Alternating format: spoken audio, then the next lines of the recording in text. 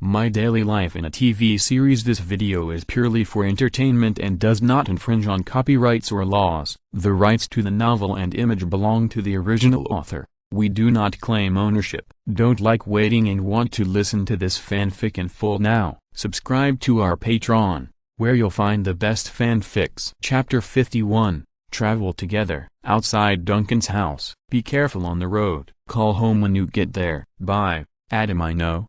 Don't worry. Bye. Charlie, with his parents reluctant to let him go, Teddy holding Charlie and waving vigorously, and Gabby's lazy gaze, Adam sat in the passenger seat, waved goodbye to his family, and officially set foot on the road to Columbia University in New York, crossing states and counties. This time, because 3 people took turns driving, and the route had been traveled once, there was nothing to appreciate, so they drove almost the entire way without taking a break. Adam, Lord of Mysteries, has the fantasy of the Lord of the Rings and the suspense of Sherlock Holmes, as well as the mysterious elements of the East. It is actually very suitable for a TV series. Juno chatted with Adam while driving. If you want to fully show it, HBO is the most suitable. When looking for a publisher to publish it, it is best to only sell the rights to copy and distribute the book. The copyrights of film and television and peripherals should be retained. That may be a big treasure. Yeah, Adam nodded in agreement.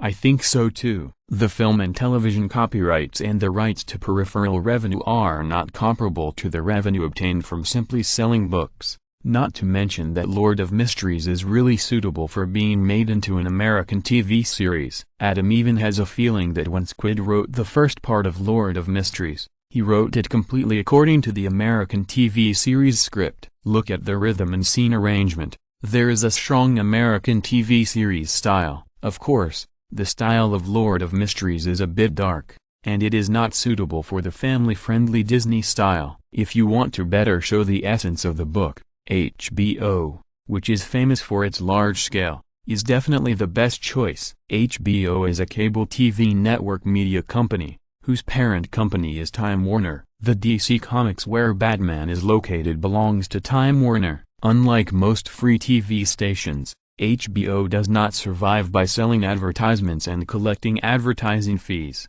but by charging subscriptions. If you want to watch, pay. There are so many free TV series to watch. Why does HBO dare to charge? Doesn't HBO know that free is the way to go? No, of course HBO knows. Under the continuous impact of the free tide, HBO still chose to take the road of premium subscription charging, that is, to spend huge sums of money to carefully create high-quality TV series to attract viewers who are disgusted by countless brainless soap operas. As a result, over the past 20 years, HBO's subscription-paying audience has increased. In the future, 9 out of 10 paying families will choose HBO, with a total of 35 million subscribers. The Sopranos, Sex and the City, True Blood.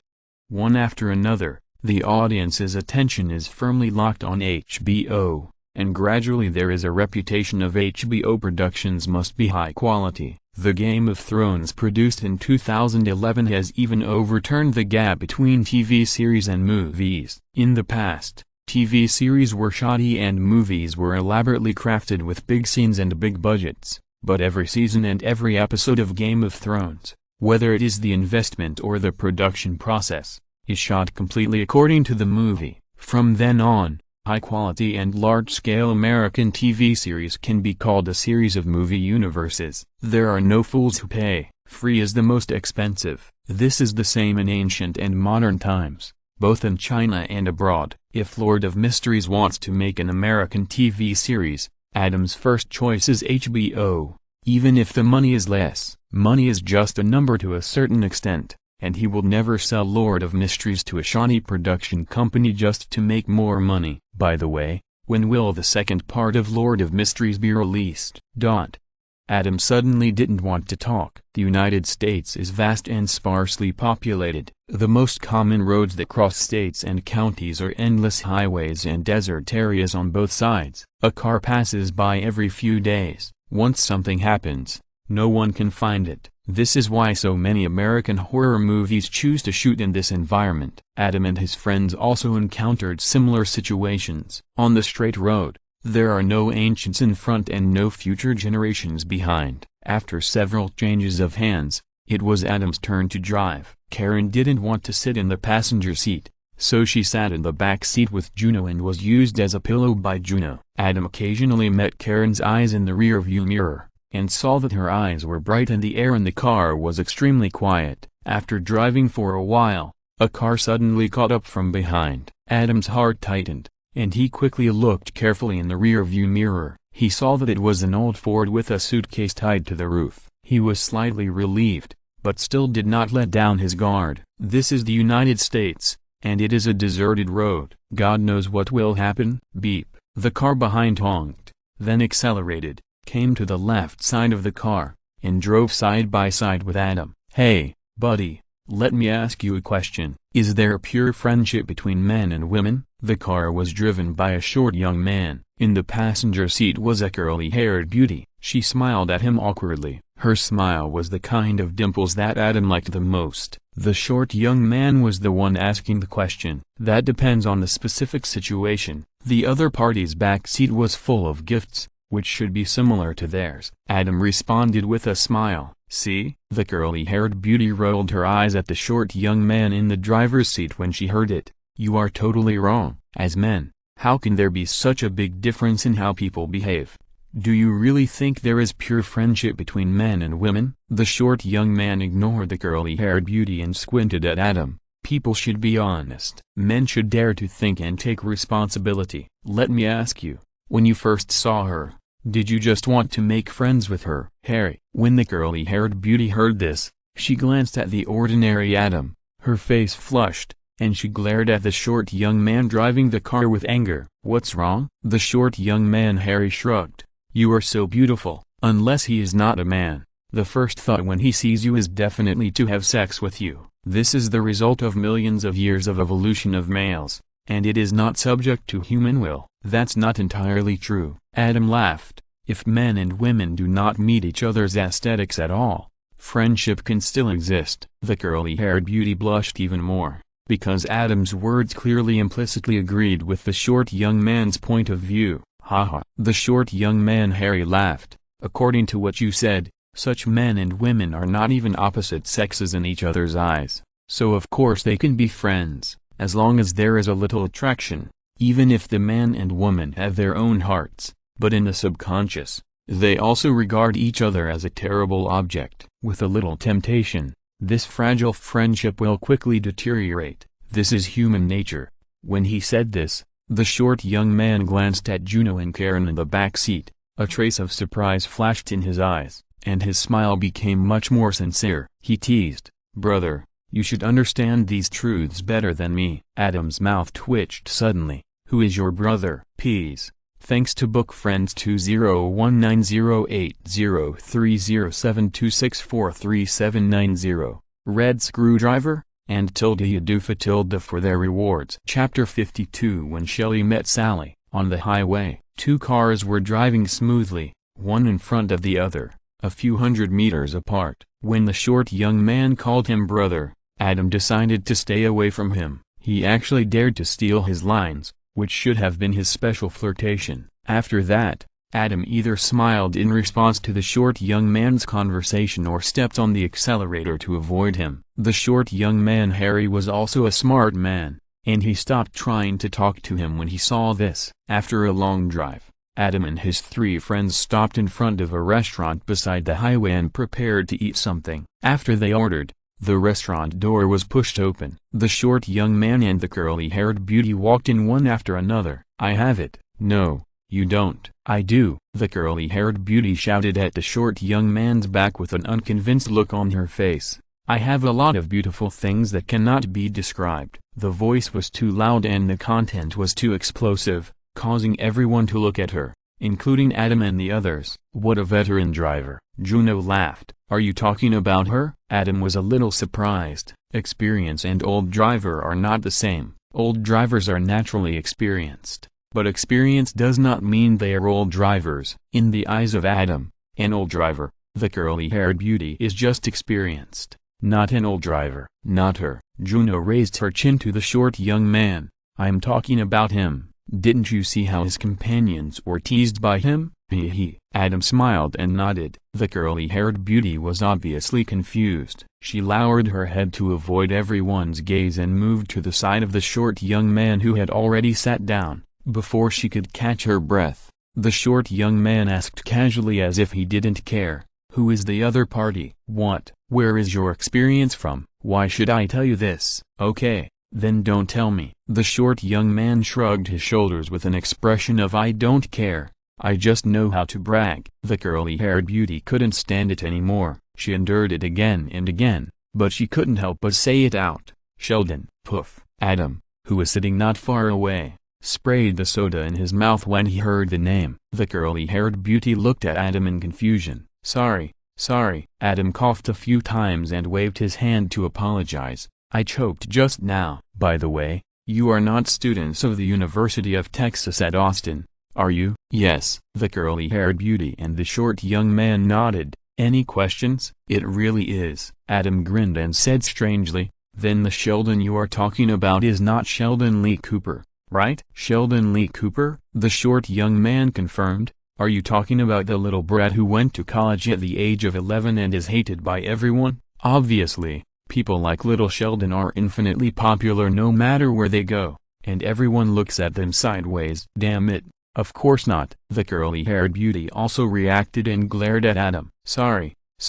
Adam also knew that he was abrupt. He was just particularly sensitive to the name Sheldon. "Do you know him?" "Of course." The short young man smiled and said, "In fact, almost everyone at the Austin campus knows him. I even took classes with him." That scene, wow, really broadened my horizons. "This is Sheldon." Adam smiled with understanding. "By the way, let me introduce myself. I'm Harry and she's Sally. We just graduated and are going to New York to find jobs." The short young man smiled familiarly and said, "What about you? Are you Sheldon Cooper's high school classmate?" "Yes." Adam nodded. Because of the topic of Sheldon, the two sides sat at the same table. Harry wanted to chat up Karen, but Juno said a few words to him, and he immediately turned his eyes away and focused his attention on the curly-haired beauty Sally. Sally is a friend of his current girlfriend. They all graduated, and Harry's current girlfriend stayed in Austin. Although they both said that they couldn't bear to leave you and would miss you, they both knew the final outcome. So within a few hours of separation, Harry blatantly began to flirt with Sally. "Tell me, since you two are so in love, why did you break up?" Sally ignored him and looked at the waiter who came over. "I want a salad, oil and vinegar on the side, and apple pie. The apple pie needs to be heated. Ice cream on the side, strawberry ice cream, not vanilla, otherwise no ice cream, and whipped cream. If the cream has been opened, then no." The waiter's eyes were a little dangerous. Haha. Adam couldn't help laughing again. "What's wrong?" Sally said unhappily. "Nothing," Adam said with a suppressed laugh. "It's just that the way you order reminds me of Sheldon again. He always asks for the same, details." "Really?" Sally's expression eased and she smiled slightly. "Of course you should order according to what you feel most comfortable and like." "Of course." Adam smiled and nodded, but he was complaining in his heart. "Penny has something to say about this. I hope you will dare to eat after seeing how the waiter treats such a delicate and detailed meal of yours." "So, why did you and Sheldon break up?" Adam asked curiously. "It has nothing to do with you." Sally rolled her eyes at him. Adam's heart moved, and he imitated Harry's appearance and pretended to say, "If it makes sense, then don't tell me." Harry's mouth twitched immediately. This is his routine. "Well, if you must know." The naive Sally was fooled and couldn't help saying, "He was jealous because I bought 1 week underwear." 1 week underwear? Harry was stunned. "What is that?" Adam thought, "Is it a series of underwear of some specifications, one for each day, you know?" Sally looked at Adam in surprise. "You may not believe it when I tell you." Adam laughed strangely. "Sheldon also has this habit. Not only underwear, but all his things are classified into categories. He wears a certain piece on a certain day, and it's all fixed." "Are you kidding?" Sally opened her mouth wide, unable to believe that the famous little Sheldon was similar to her in so many ways. If her ex-boyfriend Sheldon was a little similar to little Sheldon, He would never suspect that she was cheating because her one-week underwear didn't have the Sunday one. It's not that she left that one at a man's house, but the manufacturer didn't produce the Sunday one at all. Okay. That's why I couldn't help laughing. Adam laughed happily. Meeting a beautiful woman who had such a close relationship with little Sheldon on the road really made the boring journey a little brighter. Afterwards, while eating, the few of them talked about all kinds of weird things about little Sheldon, and their relationship became much closer. This is human nature. When there is a common object to complain about, the strangeness between strangers will quickly fade. Adam couldn't help but wonder, what will it be like when Shelley, Sheldon's nickname, meets Sally? P.S. Thanks to Come and Eat Jackfruit and Juicy for the tips. Chapter 53 Enrollment. New York. Goodbye. Come visit me at Columbia University when you have time. Okay. Sally said goodbye to Adam, completely ignoring Harry, who was looking at her eagerly. One was ordinary, and the other was short and wretched. Originally, she might have felt sorry for Harry, because he was the only person she knew in New York. If Harry had not flirted with her unscrupulously right after breaking up with her friend, and was not such a scumbag that people could not stand it, she would be willing to be friends with him. Now, of course, Harry would get out of here as fast as the speed of light. What a pity. Don't be kidding. Goodbye. Harry's mouth twitched, and he said something, and left decisively. As a scumbag, his eyes and face must be equally good. Sally's look clearly showed that she didn't know him, and Adam didn't mean to talk to him anymore. The other two beauties exuded an aura that made his scalp tingle, so leaving decisively was the best choice. There are beautiful women everywhere, and this is New York. Let's go to Columbia University. After Sally drove away, Juno drove, and Adam came to Columbia University. So rich. When they entered the campus, they saw countless details along the way that revealed a luxurious atmosphere. New York is the center of the American TV multiverse, and Manhattan is the center of New York. This is where every inch of land is worth a lot of money, and Columbia University has occupied 121 hectares of land here. After the three of them walked around and said goodbye, Juno drove away from Columbia University with Karen, who was smiling at the corners of her mouth, and headed towards Boston. Looking at the figure of the car leaving, Adam let out a long breath. Facing Juno and Karen, his psychology has always been very complicated. As for Juno, because he had seen hard candy in his previous life, he has always had a good impression of the girl in it who was both wise and courageous. But the bloodthirsty little Red Riding Hood has seen blood after all, and he is just an ordinary person who has never killed a chicken. In this case, when she first approached him, he inevitably felt a little nervous and scared. However, after more than 4 years of getting along, the fear has actually disappeared, and now it is more of a habitual complaint in his heart. Just like a friend has some special interesting things, which will be complained about by friends for a lifetime, when it comes to Juno, this kind of interesting things cannot be expressed. Adam can only complain in his heart. As for Karen, it is because she is indeed a treasure girl. Adam admires her very much, and then he is reminded by Jennifer and Juno that Karen's mental state is indeed unstable, so he stays away from her. Originally, this was Adam's own mental state towards Juno and Karen, but when he met Harry, who was both sophistry and scumbag, he was revealed by his words to the deeper subconscious, which is the instinct of men. Juno is actually very beautiful, and she is also the type that is pleasing to the eye. Karen is a combination of an angel and a devil. When Adam saw them for the first time, what was his first thought or subconscious? Danger? Alert? Afraid? Stay away? No, none of them. It was terrible. When Juno and Karen were inseparable, it was fear. And what is the difference between fear, terrible, and fear? You taste it. You taste it carefully. It is precisely because of this subconscious that he does not even understand that he behaves somewhat contradictory. He often complains about Juno and Karen in his heart, but he does not firmly resist Juno and Karen's approach. No wonder women often say with contempt, "Hey, men." Adam muttered to himself, "It seems that there is indeed a reason." After standing for a while, Adam came to his senses, carrying his gifts, and came to the student dormitory building under the guidance of the enthusiastic senior sister. "Senior sister, just call me Amanda." Amanda, Aren't student dormitories divided by gender? Adam looked at the men and women, men and women walking by from time to time, and was surprised. Of course they live together. Amanda, an enthusiastic senior student, explained with a smile, although they are students, they are all adults. Do they need to be separated? Haha. Adam could only smile and shake his head, but he complained in his heart, it is precisely because they are adult men and women that they should live separately, otherwise. At this point, he couldn't help but glance at a dormitory.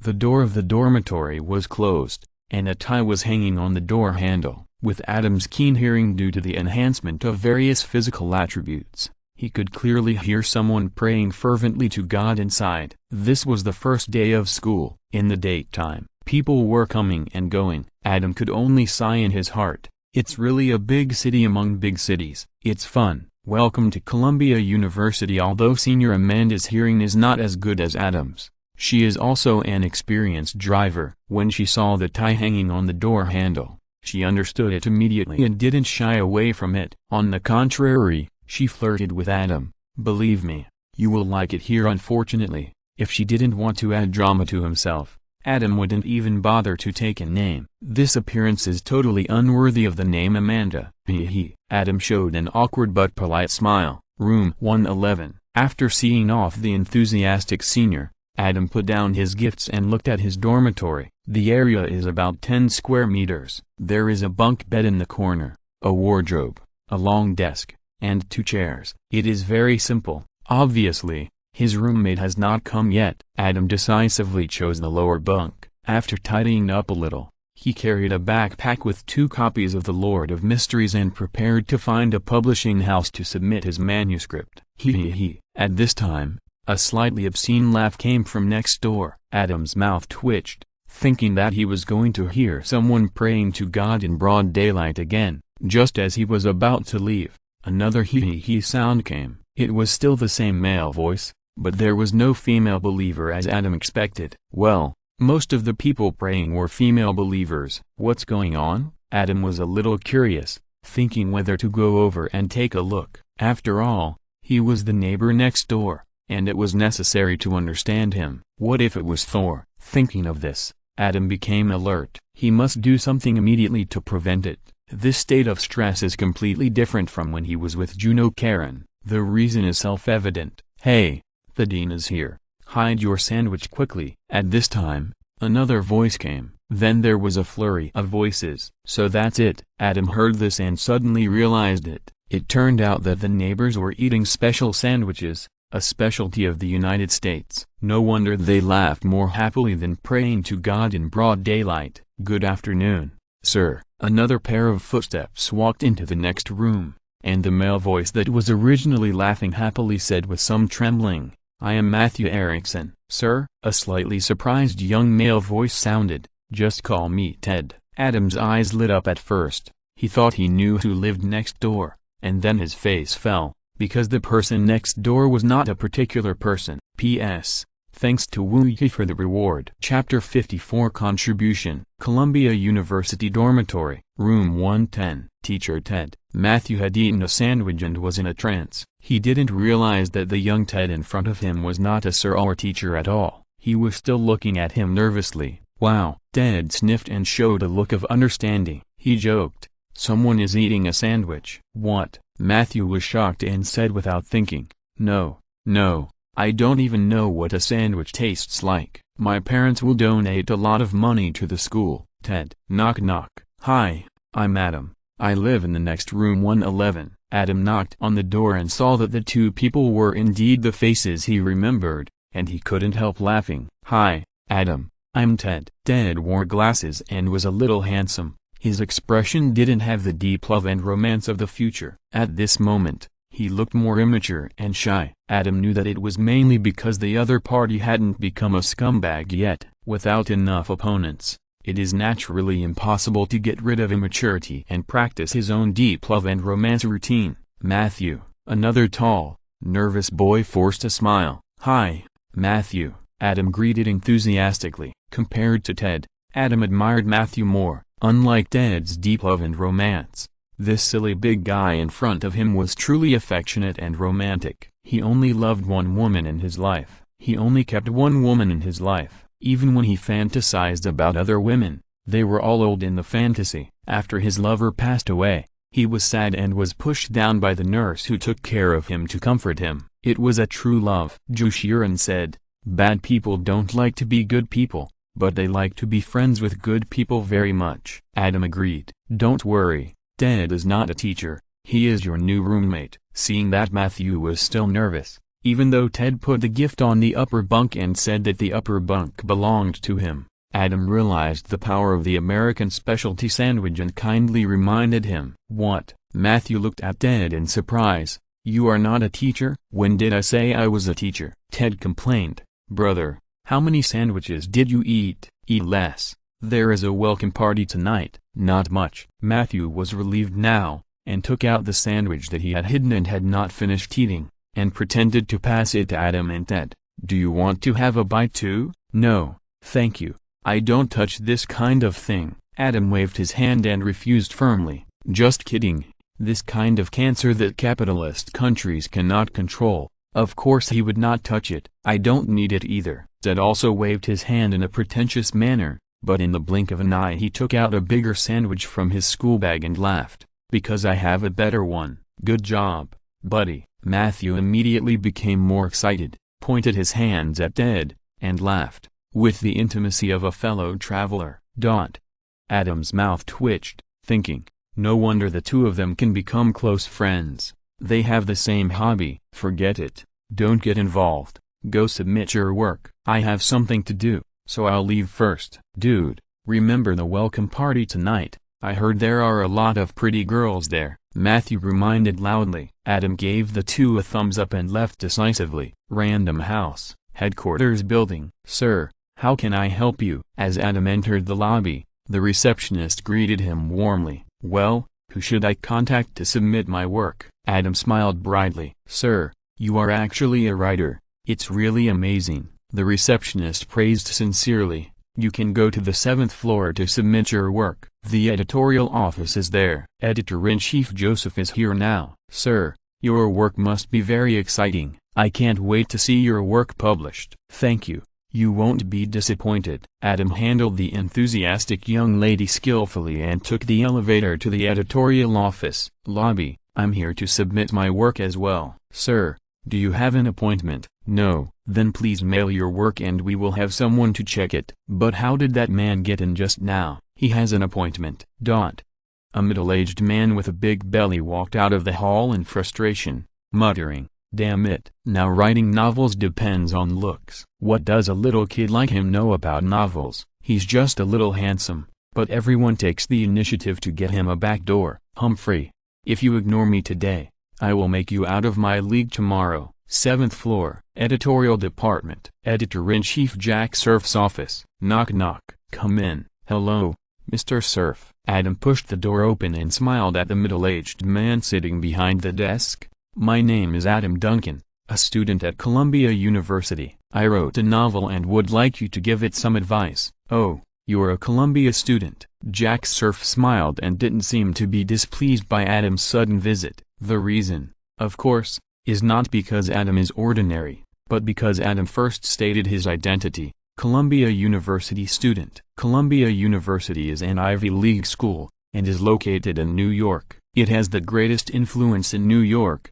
and the United States is a society where elites gather together. The Alumni Association of Famous Schools is one of the pillars of the elite group. Are those strong people who spend money to get into famous schools really for the purpose of learning those advanced theoretical knowledge? No, of course not. Most of them are too lazy to learn many high school courses, not to mention the more boring and difficult college courses. The most important purpose of going to college, especially to famous schools, is to make high-quality connections. Juno said, "The 4 irons of life are to carry guns together, to be classmates together, to share dirt together, and to face the light together." The alumni of famous American schools who know how to play in the city almost completely meet these 4 points. Therefore, the identity of a student of a famous school can first make people look at you with admiration, so that they will not be too lazy to listen to you, because you may know a big shot now or in the future. Don't despise the poor young man. The American people also understand this truth, but the premise is that you are at least a graduate of a prestigious school. Otherwise, it is basically not a counterattack flow, but a comedy flow. The first part of The Lord of Mysteries, The Clown. Jack Surf took the manuscript handed over by Adam, flipped through the pages, and smiled non-committally. It's still a series of novels.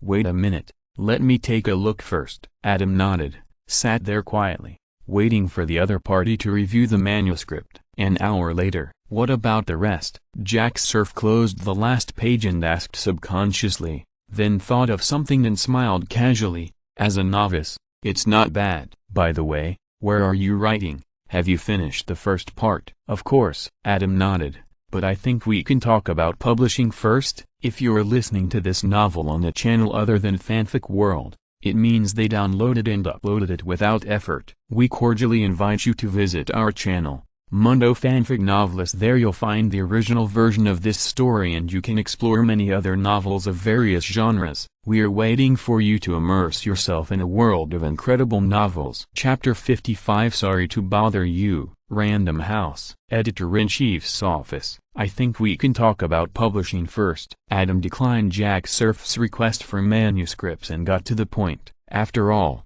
it's a hooligan to just ask for manuscripts without talking about publishing. Although he has the original manuscript, facing the capital represented by Random House, he is not reluctant to use the greatest malice to guess the other party. In the past, genuine products were no match for pirated products, and genuine products were no match for high-quality imitations. There are simply too many, and this is the United States, where the power of capital is infinite. If the interests are big enough, copyright protection is just a joke. How to implement copyright protection? Go to court. You are penniless and powerless, facing the other party's luxurious legal team. The other party can just quote any legal provisions to drag you into the lawsuit, leaving you speechless. In this process, the most likely possibility is that you don't have the money to continue to hire a lawyer. And even if you succeed in the long lawsuit career, the biggest beneficiary will not be you, but the lawyers of both parties. Because they all get a percentage of the commission, the more lawsuits they file, the more they ask for. It is even possible that you lose the case. Even if you are God, what you say is the truth known to everyone. Otherwise, there would not be so many criminal bosses in American dramas, so arrogantly walking out of the court, talking nonsense in front of countless media, making good people angry but helpless. New York Pizza Hut. Do you know? You should know that almost all American judges are professional lawyers, and most of their relatives and friends are lawyers. So they naturally maintain the interests of the lawyer class intentionally or unintentionally. For lawyers, it is best to file a lawsuit whenever there is something to do, and turn a small lawsuit into a big one. Otherwise, it is very clear why the judge allows the lawyers to talk nonsense, adjourn the court at every turn, and then delay it again and again, for years or even decades. Lawyers can be called representatives of the middle class together with doctors who control life and death. Law schools, like medical schools, require undergraduates or above to enter. Do you think it's a joke? What covers our eyes is never stupidity, but interests. Therefore, for the sake of caution, Adam only handed the other party the content of the first 30 chapters. You know, in the previous life, The Lord of Mysteries was published at a certain point that emphasized the golden 3 chapters, that is, the first 3 chapters must quickly grab the reader. Now that Adam gave the first 30 chapters, it was enough for the other party to judge the quality of The Lord of Mysteries. Haha. Jack Surf smiled. Of course, The Lord of Mysteries has a grand worldview and can be expanded into a huge fantasy universe. Although there is no concept of movie universe now, The Lord of the Rings has not yet achieved the success of the trilogy plus the first trilogy, and the crazy money-making Harry Potter has not even a shadow. It does not mean that the American people do not know the value of such a huge fantasy universe. Because they have Star Wars, this series of movies that Adam could not watch at all in his previous life has almost become a phenomenal symbol representing American culture, and countless Americans are crazy about it. In The Big Bang Theory, Sheldon and his friends are the most typical representatives. Secondary lightsaber fluorescent lights. In order to watch the latest midnight movie, Not only are they willing to queue up all night, but they even tie urine bags in their pants to reserve seats and not leave. First, it can secure your seat, and second, it can keep you warm, killing two birds with one stone. When Sheldon and Leonard were invited to give speeches at other universities, they passed by the manor of the father of Star Wars on the way, and they chose to visit it first without hesitation. For this, Sheldon was chased and electrocuted by the security guards. In this way, this experience was also regarded as a wonderful journey by them, and Howard and Rajesh, who did not go, were quite jealous. The Lord of Mysteries is naturally not the same type as Star Wars, but the huge worldview vaguely revealed still shocked Jack Surf. This is a work that perfectly integrates many elements, including the fantasy atmosphere of The Lord of the Rings, the mysterious and weird Cthulhu, the suspense of Sherlock Holmes, and the unknown mysterious elements of the East. The group portrait structure is also very colorful and extremely suitable for film and television adaptation. This may be a great treasure. Jack Surf was secretly happy in his heart,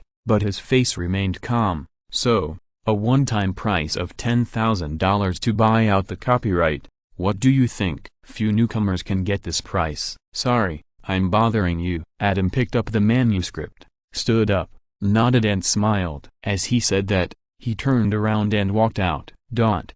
Jack Surf's mouth twitched, and he quickly stood up and pulled Adam. Mr. Duncan, is there anything we can discuss? Haha. Adam laughed and said, Mr. Surf doesn't mean to discuss it properly. So, Mr. Surf can think about it again. I have to go to HarperCollins Publishers for something later. Let's make an appointment again. New York is one of the top metropolises. Naturally, Random House is not the only publishing house. HarperCollins Publishers is also one of the top companies. This is still a large publishing house, and there are countless small and medium-sized publishing houses. The other party opened the offer to buy it out, and it was only $10,000. Adam didn't even want to talk to the other party. He is not Fat Tiger. How can he tolerate the other party's naked bullying? Mr. Duncan, you misunderstood. Jack Surf smiled and said, this price is really friendly for newcomers. Of course, if Mr. Duncan has any objections, we can talk about it. Why rush to other companies? To be honest,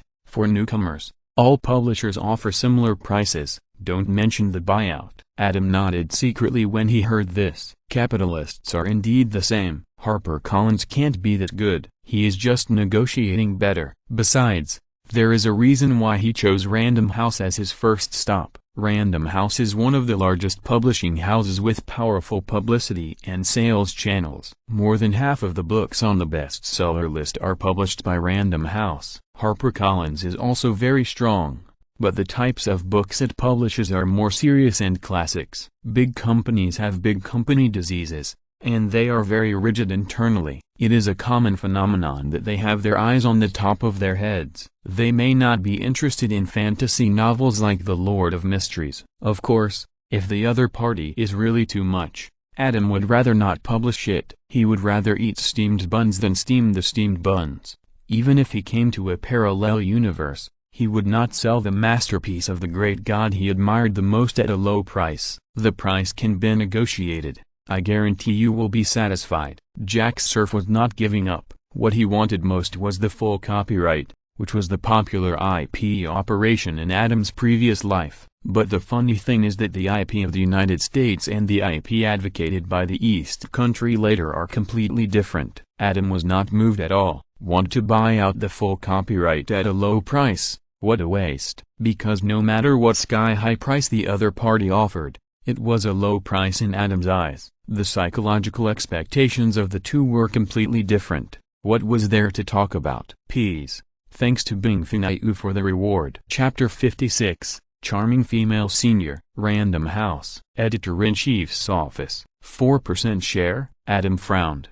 Mr. Surf, as far as I know, the share of ordinary novels is 6% to 14%. Even if I am a new author, it should not be less than 6%, right? What's more, you have read my book Lord of Mysteries, and I believe that the quality is far better than that of ordinary new authors. Otherwise you would not be interested. What do you mean by giving 4%? A newcomer gets 6%? Jack Surf cursed in his heart. He hated this kind of newcomer who had done research and preparation in advance. It was not easy to deceive him, but he was an old fox after all, and his face remained calm. Who said that? Impossible. How can a newcomer get 6% share right away? Newcomers are not famous, and the distribution depends entirely on the channels of the publisher. In this case, the risk is all on the publisher. And do you know how high the cost of the publisher to build and maintain the channels is? Of course. If you are very confident in your book and feel that it can be a great success without relying on the resources of the publisher, then publish it at your own expense. In that case, you can indeed get a high share.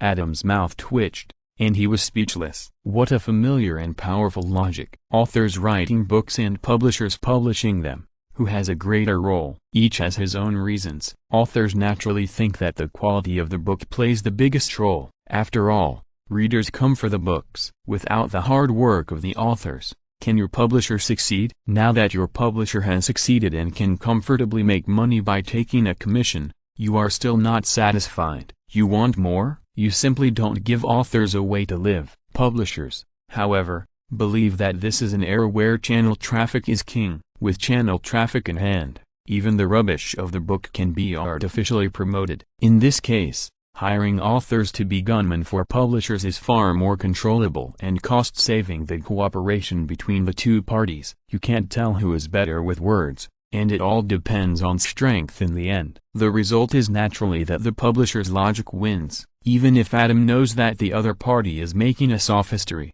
he has nothing to say. Fortunately, in the United States of this era, no publisher can dominate and control all channel resources. Even if all publishers have the same attitude towards newcomers and squeeze them as much as possible, which is the money rule in the publishing industry, it is naturally impossible for so many publishers to be of one mind. Adam believed that the quality of The Lord of Mysteries would definitely impress some publishers and make them dare to take a risk. Risk and return are proportional. Take a chance and a bicycle will become a motorcycle. In the United States, a country where money is king, there is absolutely no shortage of people who dare to take such risks. This is the confidence that Adam dares to say no to Jack Surf, the editor-in-chief of one of the largest publishing houses in New York. If not, unless he is stubborn and refuses to publish, he will still have to sign the agreement to sell himself and reluctantly sell his son who has worked hard day and night to others for a penny. Mr. Duncan, this is the industry rule, and it is the same everywhere. Jack Surf saw that Adam was speechless and laughed in his heart. This is the benefit of proving the truth with force. Anything unreasonable can be justified by a punch. Of course, if Mr. Duncan is willing to sign the full copyright of The Lord of Mysteries to the publisher, the share ratio can be given according to the general old author. How about 10%? At that time, the publisher will invest more publicity resources in The Lord of Mysteries, and the possibility of success will be greater. As an author, you will also get more income. This is definitely the best choice for new authors. Don't focus on this pure yin work. When you are successful, you will no longer have such a dilemma when writing books. This is a necessary sacrifice before success. It's not just the publishing industry, it's the same in every industry. Mr. Duncan, you are a top student at Columbia University, and you can write a novel. Naturally, you are a smart person. You should know that this is the operating rule of society. Since you can't resist the rules of society, you should enjoy it. Enjoy it. Adam complained in his heart, but he smiled perfunctorily on his face. Mr. Surf makes sense. Did Mr. Duncan agree? Jack Surf was overjoyed, but the smile on his face became more professional, with an expression of "You made a wise choice, let me think about it again." Adam said with a smile, "Just kidding. He has a detailed life goal plan. Writing novels is just a wildflower that can be picked by the roadside. Reading novels is fun, but writing novels is a headache. If nothing goes wrong, this Lord of Mysteries will be his first and last novel in his life." He became famous with the first book and made a lot of money later. No matter how reasonable Jack Surf is, what does it have to do with him? Besides, writing novels does not mean that the more you write, the better you will be. Many writers reach their peak when they debut, because the first novel is really their inspiration and dream work. It is very spiritual. Once it is sold at a low price, they may never write such a spiritual and quality novel again in their lifetime. By then, most of their lives will be wasted. If they want to reach the peak of their life by relying on the books with seriously reduced quality later, it can only be in their dreams. This kind of trap, even if you know it, you can't say it clearly, because the publishing house also has irrefutable words to say. Don't you have confidence in yourself? Writers are people in the literary and artistic world, and they are very face-conscious. And if you don't have confidence in yourself, how can others see you? But all of this has nothing to do with Adam. He is strong without desire. He can choose to withdraw at any time. At most, he will not rely on his talent to make a living. It's no big deal, so he is particularly calm. Jack Surf's mouth twitched again. Damn, our newcomer so difficult to deal with now. According to his set of irrefutable truths, he shouldn't rush to sign the agreement. He knows how eager new authors are to publish their books, especially the first pure yin work. It's the light of their dreams calling them. But what the hell is Adam Duncan in front of him? He has no awareness and impulse to suffocate for his dream. He doesn't look like a newcomer at all. He looks more like an old hand. But it's not a good deal. As the editor-in-chief of a large publishing house, even if he is optimistic about the potential of the Lord of Mysteries, he will not easily give up the share ratio that concerns interests. After all, potential is potential, and risks still exist. In recent years, he has thought that there are more than one or two works that have potential but failed in the end. Of course, Jack Surf figured it out and decided to put pressure on Adam. He shook hands with Adam and opened the door for Adam in a very graceful manner. "You are welcome to come anytime." Just as Adam turned to leave, a woman came over from the corridor, followed by a smiling and flattering editor. He vaguely heard the words 3.8 million copies, amazing, blonde with big waves, tight suit, enchanting eyes, ageless. Adam used to only know the beauty of delicate flowers, but now, after seeing each other, he suddenly realized what it means to be charming. Chapter 57. Young man, are you tired? Random House. Editorial Department. Nora, I'm so glad to see you. The professional smile on the face of editor-in-chief Jack Surf turned into a sincere smile from the inside out when he saw the charming woman walking over. He took the initiative to step forward and hugged her with a Western greeting. "Me too,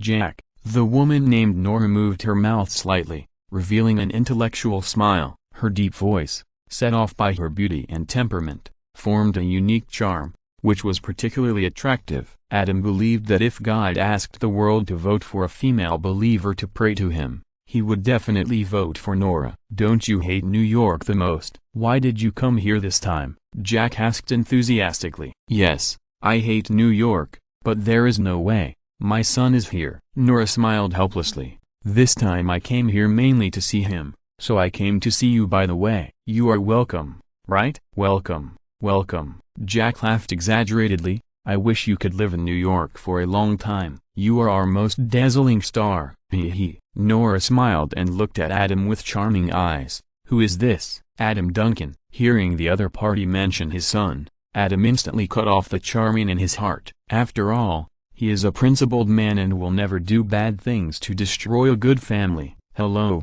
Adam, I'm Nora." Nora saw the familiar light flashing in Adam's eyes, and her eyes became more curious. She is a professional writer who specializes in writing about men and women. She knows everything about men and women. Eyes are windows to the soul. She knows what kind of eyes men usually look at her and what psychological activities they represent. There are also men who are not interested in her, such as her ex-husband. But she had never seen someone whose eyes were so hot in the first second and then suddenly became normal in the next second. Her professional sensitivity made her accustomed to exploring the unknown mysteries in her professional field, and this was an ordinary man, so she took the initiative to extend her hand and shake hands with Adam. "Are you also a writer?" "Just a newcomer." Adam smiled modestly. "Have you signed the contract?" Nora looked at Jack thoughtfully. "Not yet. I need to think about it." Adam shook his head. "Jack." Nora smiled, looked at Jack, and teased. "Are you bullying the newcomers again?" No. Jack smiled bitterly. "Nora, you know, We always follow the rules." As he said that, he glanced at Adam with a sour look, cursing in his heart, "Damn it, being handsome is popular. I have shown my affection to Nora so many times, but she never responded once. Now I meet this guy, so proactive. It turns out that she is a woman who writes about that kind of thing, so romantic." "Come on, Jack." Nora winked at Adam, then interrupted Jack, with an expression that said, "Don't fool people. When I first published a book, I was cheated badly. Do you remember how I handed over my subsequent books to Random House for publication?" Jack's mouth twitched. Of course he remembered. He was still a young editor at that time. How did he convince Nora, who had just emerged, to poach her? Naturally, he denounced his opponent's shameless exploitation. After that, even though both parties offered the same conditions, Nora, who had some reservations, still chose to hand the book over to Random House for publication. Of course, this was also due to the fact that Random House had stronger publicity and distribution capabilities.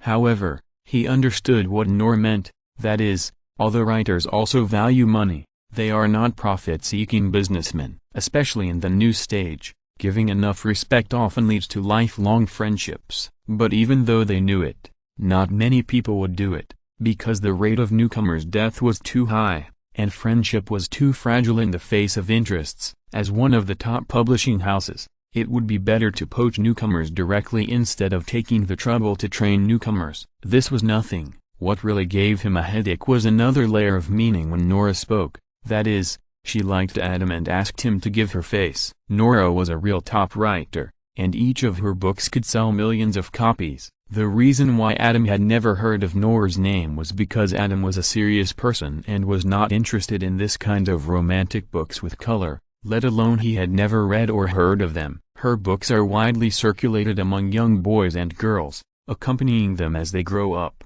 Her fame has even spread abroad. Even in a large publishing house like Random House, she is very popular. For her, Random House must be careful to coax her, for fear of damaging the good cooperative relationship between them, because she is successful and has a huge amount of traffic, and can always leave Random House behind. "Mr. Duncan, how about we go back to the office and talk about it? Can everything be discussed?" Jack Surf was depressed, but he forced a smile from the heart. "Okay." Adam understood and accepted the invitation with a smile. This kind of good thing is not abrupt, because he often encounters it, such as the female teacher who enthusiastically helped him apply for scholarships during the interview at Columbia University. Adam has become accustomed to other people's kindness and is at ease. "Do you mind if I listen?" Nora smiled and said, "I also want to read your masterpiece, Adam." "Of course not." Jack and Adam shook their heads quickly. The three of them entered the editor-in-chief's office.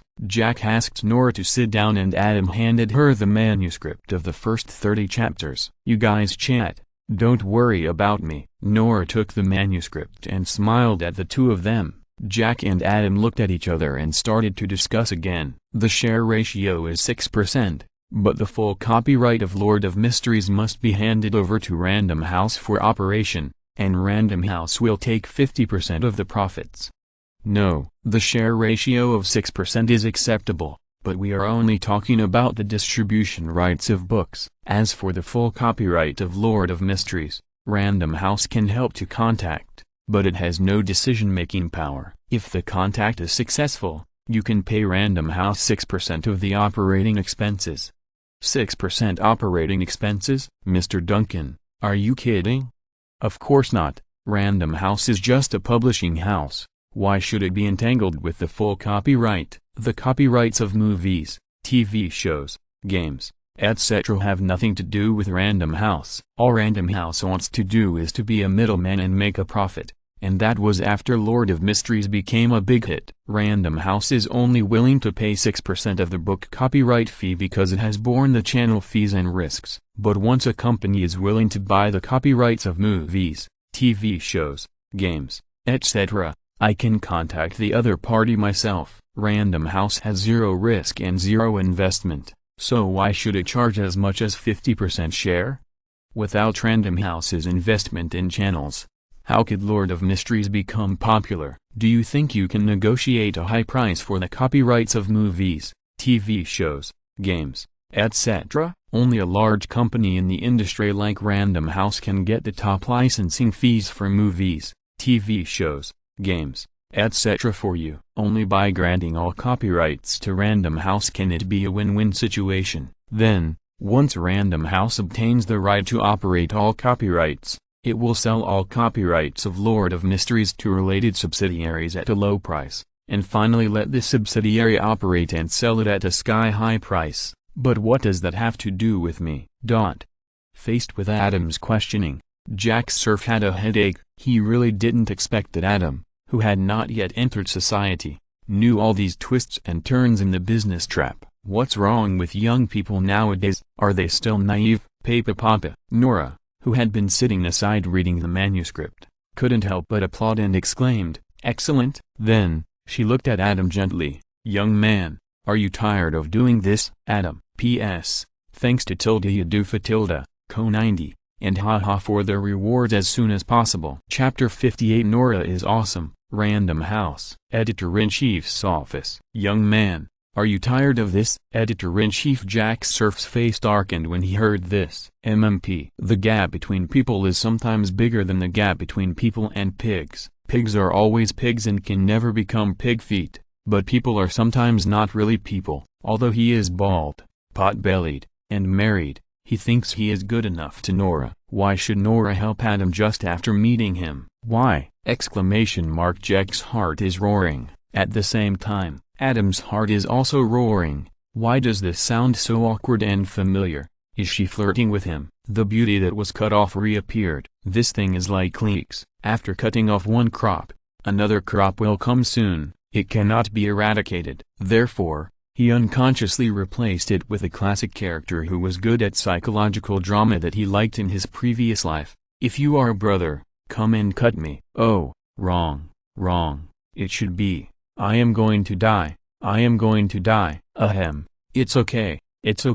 Adam coughed lightly and replied awkwardly, but he kept hinting to himself in his heart. She is a good family with a son and a family. She is not a bad girl. Don't succumb to the inner demon because of respect for her. Thinking of this, Adam cut off the inner demon again with a wise sword, and his eyes looking at Nora became clear again. Nora was really shocked this time, as if she had seen the ninth wonder of the world. She closed the manuscript, and was impatient with Jack's delay, so she directly asked for help. Jack, I took a quick look. This Lord of Mysteries is definitely a top-notch work. Random House deserves to publish it. Don't bully Adam anymore. Nora, this is a necessary process. I know the process, but the content you are arguing about now is completely out of the normal process. Adam also said that we should only discuss the book distribution rights. This is the normal process. Nora stood up for Adam. Adam is willing to take a 6% share, which is already very low. The first edition must not be less than 100,000 copies. As for the copyrights of film, television, and games, Random House can contact them on behalf of Adam, but the decision must be left in Adam's hands. If the contact is successful, Adam will pay Random House a share of 6%, which is too low. It can be increased to 30%. This is a win-win situation. I have no objection. Adam nodded with a smile. As Jack said, only large companies in the industry like Random House have the strength to get high film, television, and game adaptation fees. The 6% before was just Adam's mockery of the other party for only giving him 6% of the book copyright. He also knew that this was impossible. Without the benefits brought by a sufficient proportion, the other party would not help to negotiate the price. 30% is just right. If it is more, Adam will suffer. And if it is less, Random House will not be willing to accept it. It is just stuck at the bottom line of both parties. From this point of view, Nora is worthy of being a senior god with rich experience. Jack's psychological shadow area is already infinite, but he can't offend Nora, who has been earning a lot of wealth for the company. He can only force a smile and say, since Nora, you have spoken, I generally agree. But isn't the first edition of 100,000 copies too much? How about the first edition of 10,000 copies, to test the water? Nora looked at Adam. She was a professional writer of erotic novels, and she was not sure about the market for fantasy Cthulhu-style novels such as Lord of Mysteries. I wonder how much the price is? Adam pondered. I wrote 700,000 words for the first volume. So many? Jack was a little surprised, then frowned and said, generally, a fantasy novel has more than 200,000 to 300,000 words. Your word count is enough for 2 volumes. The price can be raised to $50, but in this case, the first edition must not exceed 10,000 copies. The risk is too great. $50 for 10,000 copies, with a 6% copyright fee, that is $30,000 in income, which is enough for Adam to live well in the short term. After Adam calculated in his mind, he nodded and said, then let's make the first edition 10,000 copies. He obviously forgot about the issue of personal income tax. When he knew that the personal income tax rate could be as high as 39.6%, he would be in a bad mood. Linda, editor-in-chief. Jack pressed the landline and an office lady came in. Print 2 standard contracts. Jack repeated the content just agreed and ordered. Yes, the office lady agreed and went out. After a while, she came back with 2 contracts. Jack took a look and handed it to Adam. Take a look. If there is no problem, you can sign it. Can I take it back and take a look? Adam glanced at it and saw that it was indeed the content agreed upon just now, but he did not sign it immediately. Are you kidding? This is a business game of intrigue and deception, with countless traps and word games. He is not a professional lawyer, so how can he find out if there is any problem in it? For the sake of caution, it is better to take it back and find a lawyer to take a look. Of course. Jack's mouth twitched. This young man is too steady. Goodbye, Mr. Cerf. Jack, I'm leaving too. When Adam said goodbye, Nora also stood up. Together? Okay. Adam grinned, not knowing what to say, so he just nodded and smiled. Since others are so helpful and so righteous, he naturally cannot refuse. Outside the headquarters building of Random House, come to my place and sit down? Nora took the initiative to invite. No, Adam declined politely. There's a welcome party tonight. Besides, aren't you here to see your son? Where's your husband? My husband? Nora said self-deprecatingly. Ever since my ex-husband got together with the male servant and ended up going to Las Vegas to dance the nightmare dance, I'll never have a husband in this life. Adam was stunned by the amount of information in Nora's words, and he shouted in his heart, people in the American TV world really know how to have fun. But after the shock, his inner demons regenerated, and he tentatively asked, what about you now? I've seen through marriage. It's just 2 people getting by. It's meaningless. Nora smiled and said, now I'm almost running around the world, enjoying life while collecting materials for my books. I'm free and easy. If I meet the right person at the right time and place, I'll stop for a while, but I'll never stop for anyone for a long time again. Adam couldn't help but give a thumbs up, and thought to himself, women named Nora are awesome. In his memory, there was also a woman named Nora, who had 6 boyfriends, 2 ex-husbands, and a fiancé, and these numbers were updated every day. In comparison, the Nora in front of him gave him a better impression. At least she was out to play as a free person instead of someone else's fiancé, and most importantly, she looked righteous. There's a freshman welcome party at Columbia University tonight. Do you want to go? After confirming that it was in line with the principles, Adam took the initiative to invite. Nora was stunned for a moment, then smiled and said, okay. P.S. Thanks to the tip from Classical Book Friends and I am a little bookworm. Chapter 59. Why so serious? The next day. Morning. Wow, you're back just now. Good job, buddy. Ted, sleepy-eyed, went out to the bathroom and met Adam, who was returning to the dormitory. Seeing Adam wearing yesterday's clothes, he couldn't help but make fun of him. You're not bad either. Adam opened the door and smiled. Tell me the truth. Do you remember what happened last night?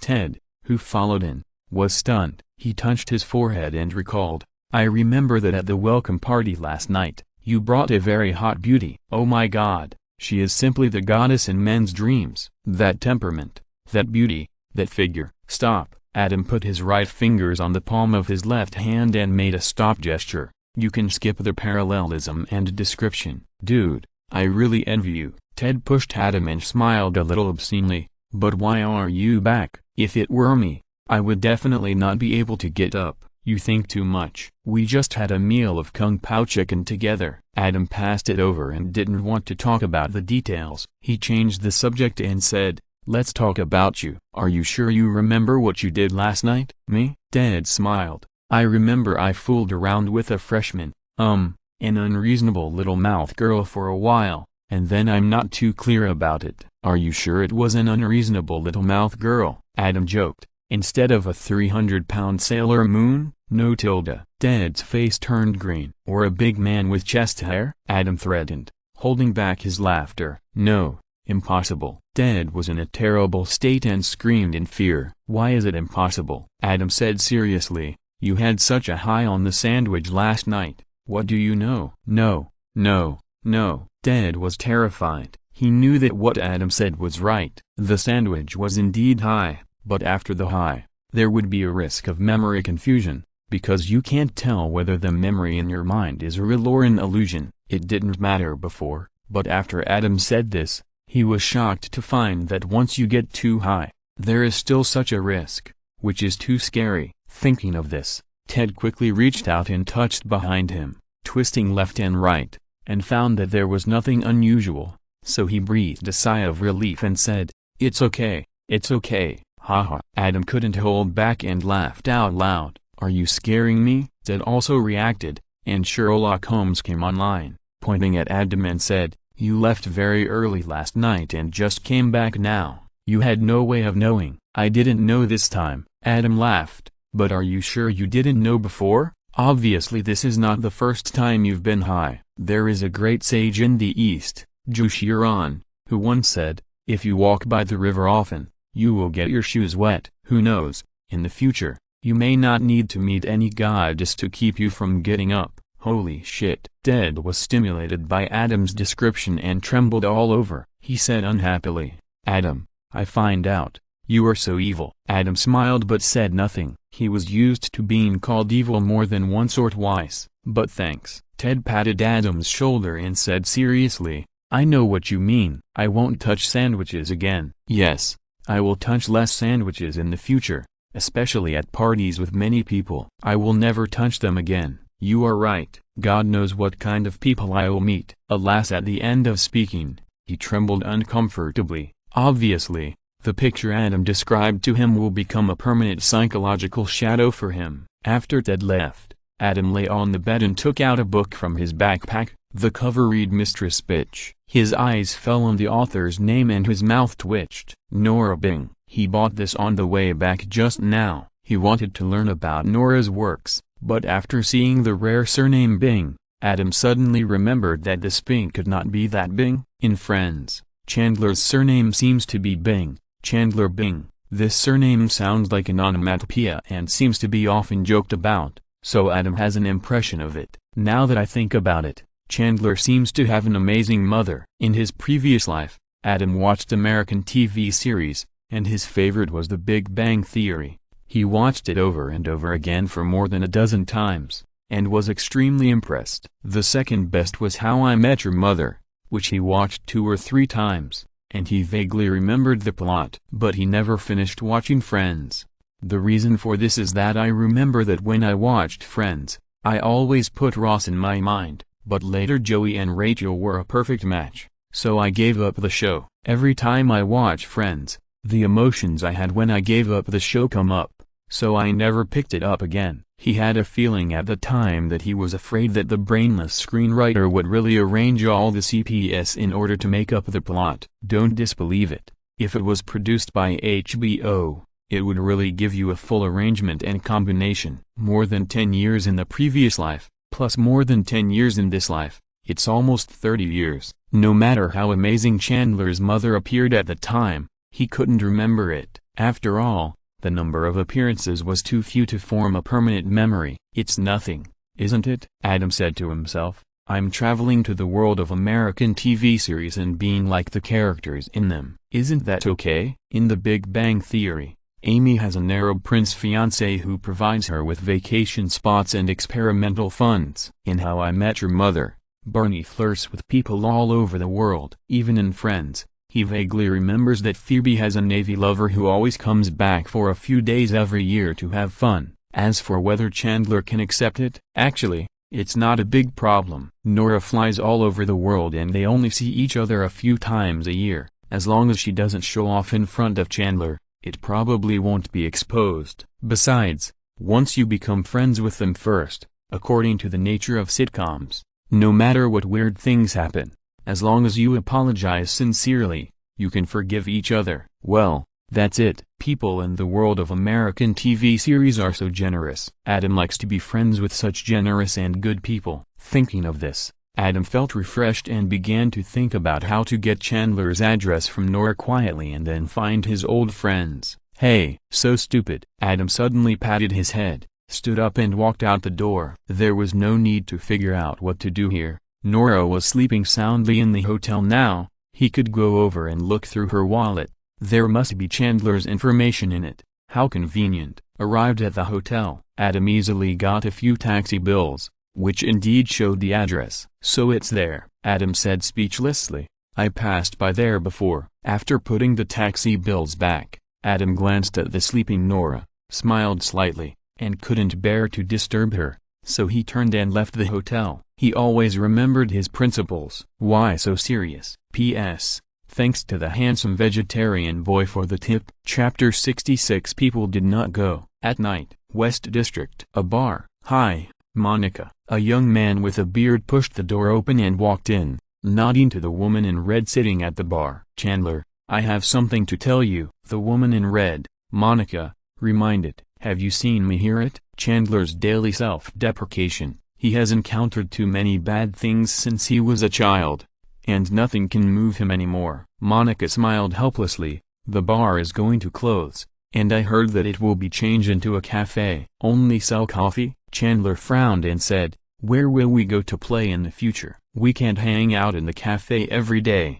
drinking coffee and chatting, right? That's too lame. Yeah, Monica agreed. The cafe doesn't have the atmosphere of a bar, and this bar is just downstairs from us. How convenient. Let's go and complain now. If they change it into a cafe in the future, we will never come again. Chandler waved his hand. Monica just rolled her eyes at him and didn't agree, because she knew Chandler was a person who followed his heart and didn't have the courage to lead a riot. Sure enough, Chandler only shouted at her, and when he saw Monica ignored him, he smiled awkwardly. How is your roommate search going? Monica changed the subject to save face. Almost. Chandler smiled with satisfaction. Is it that handsome Italian guy? Monica's eyes lit up. No. Chandler shook his head. It's a photography teacher. Oh, Monica wailed. Why not choose that handsome Italian guy? He's so handsome. The photography teacher often brings models. Chandler grinned. And his sister is a porn star. But the Italian guy is handsome, Monica said unwillingly. But the photography teacher's sister is a porn star, Chandler emphasized. But the Italian guy's eyes are very attractive,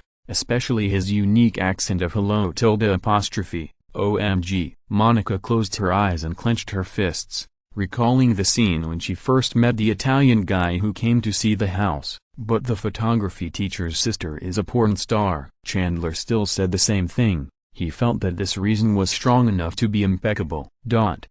Monica was speechless, and seeing that the pool table was empty, she said viciously, I'm going to the bathroom first. You get ready and wait for me to spank you. Okay, but we're going to play billiards later. Chandler's daily taunting. Monica went to the bathroom, and Chandler started to set up the balls. Not far from the pool table, three women with good looks and fashionable clothes were talking and laughing there, attracting Chandler's attention. I want to make a toast. A woman held a wine and said, let's toast this lady. 1 year from now, this lady in front of us will become the wife of Dr. Barry Farber, a dentist. The woman who was toasted pretended to be reserved and said, I think it's time to show off my diamond ring again. She stretched out her left hand and a huge diamond ring was worn on her ring finger. Ah, tilde. The three women laughed exaggeratedly, and a scream like nails scratching a blackboard suddenly sounded. That's great, another woman exclaimed. It's like having a boyfriend for life. The engaged woman's face froze when she heard it. Yes,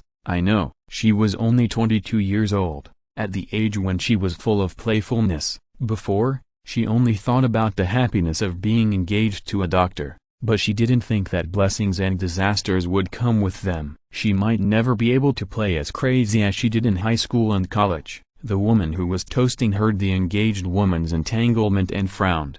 What's wrong? I don't know. The engaged woman hesitated and said, maybe it's just that I think I will be with Barry for the rest of my life. I don't know.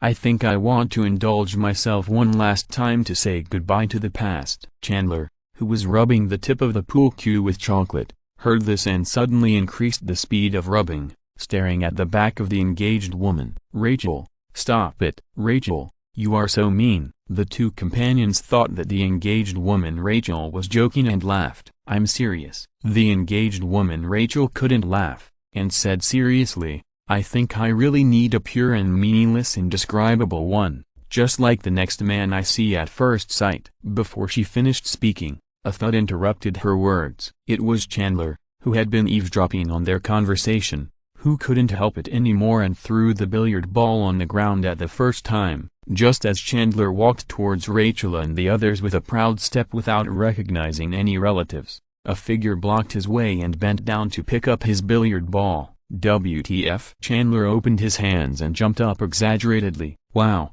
so handsome. Rachel turned around and saw an ordinary man standing behind her with a billiard ball in his hand. She couldn't help but stand there, thinking of what she had just said. Her heart beat faster and her breathing became rapid. She thought to herself, is this God's will? Should I obey or not? The other two single women stared at him with their eyes wide open. Dude, your ball. The man was Adam. He smiled at Rachel, whose face was full of collagen, and then turned around and handed the billiard ball to the stunned Chandler. Thank you.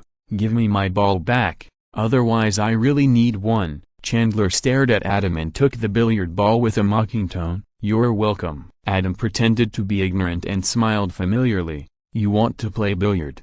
Join us? Okay. Chandler saw that Adam didn't know about Rachel's shocking words and obviously didn't mean to mess up his good thing. The unhappiness in his heart dissipated a little. After all, he was a good guy, he said self-deprecatingly, but if you want to spank me, you may have to wait in line. Rachel and the other two girls pouted their lips immediately.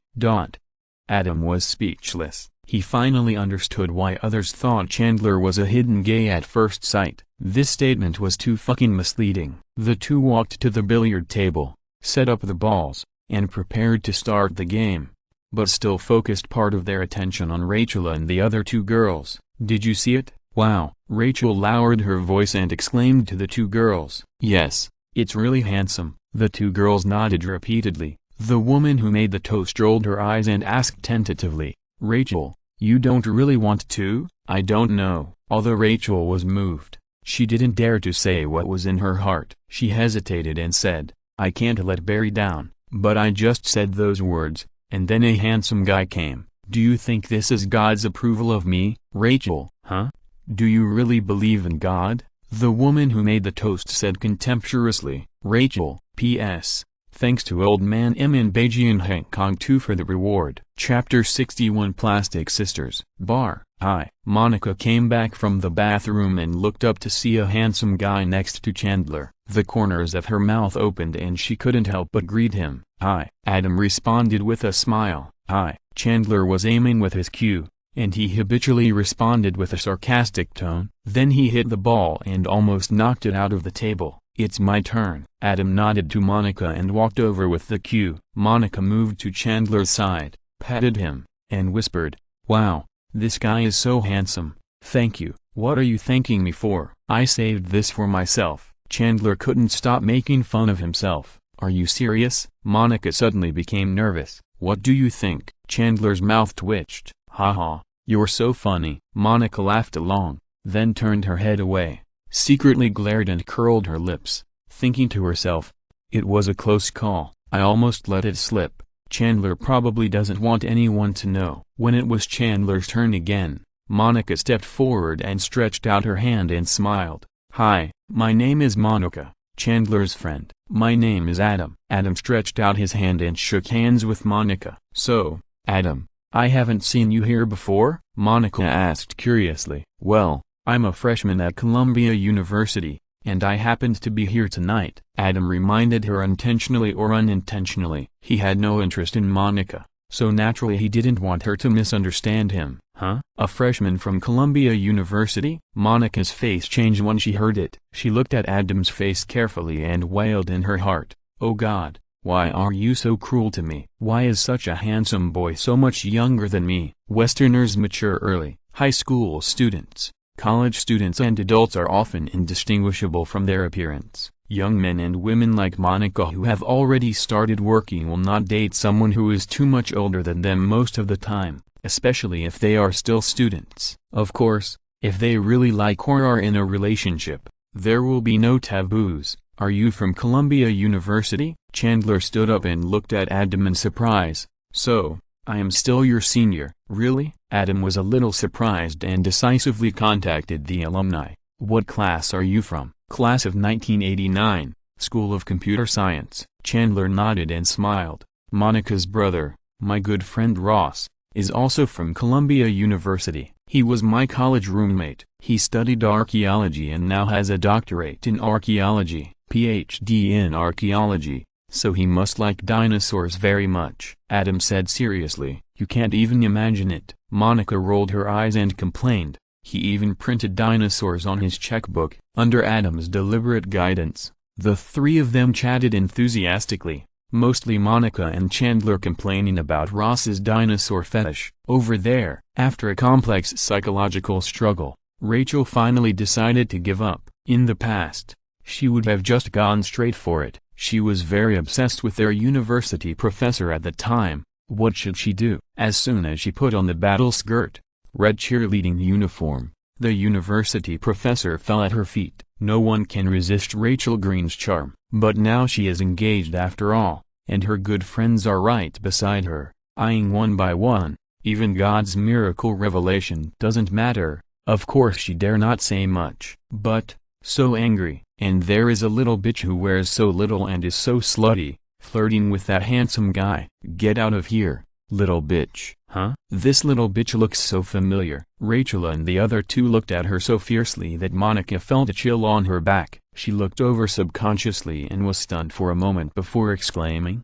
"Oh my God, that's my high school classmate, Rachel." Monica. Rachel also recognized her. She stood up and rushed over to Monica, giving her a warm hug. Then she naturally extended the big diamond ring on her left hand to Monica's eyes. "Oh my God, I can't even see the place where the Titanic crashed." Monica looked at the diamond ring and praised it with both tact and sincerity. Haha. Rachel was overjoyed by the compliment, fiddling with her diamond ring, her reserve mixed with endless pride. "Thank you. His name is Barry. He's a doctor." "Wow," Monica teased. "It seems that your dream has really come true. You used to have a doctor father, and now you are a doctor fiancé. Maybe you will have a doctor son in the future." "Good luck to you." Rachel was extremely happy, but she wanted happiness to come more violently, so she looked at Monica skillfully. "By the way, how are you? Do you have a partner?" "Not yet." Monica told the truth. "Oh." Rachel suppressed the happiness that was about to explode in her heart, and pretended to say, "Oh, it doesn't matter, Tilda." Monica's mouth twitched, and she said speechlessly, "I know." The air suddenly became quiet, and the two looked at each other, but couldn't say anything, and were extremely embarrassed. "So, I'm going to find my friend." "So, that's your friend?" Rachel glanced at Adam. "Diamond ring, engagement, doctor fiancé." The vanity and happiness brought by it receded like the tide, and she was reminded of God's revelation just now. "Yeah." Monica's heart moved, and she smiled playfully. "Should I introduce you?" "No, no." Rachel waved her palm reservedly. "That's right." Seeing this, Monica immediately blocked the conversation, patted her head, and pretended to be enlightened. "You are engaged now, it's not appropriate." Rachel's face froze, and she glanced at Monica, thinking bitterly in her heart, "This fat guy is really bad. Why didn't I see it before?" Haha. "Listen, I'll come next time. How about we have lunch together?" "Okay." Monica nodded, looking happy. "Okay, goodbye." Rachel and Monica had the same happy expression, held hands, glanced at Adam regretfully, and returned to their companions. After the three paid, they left the bar together. "I dare to bet." Monica walked to Adam and the other two, and raised her chin towards the backs of Rachel and the other two. "I will never see her again in my life." "How much do you want to bet?" Adam smiled. $10. Monica was excited.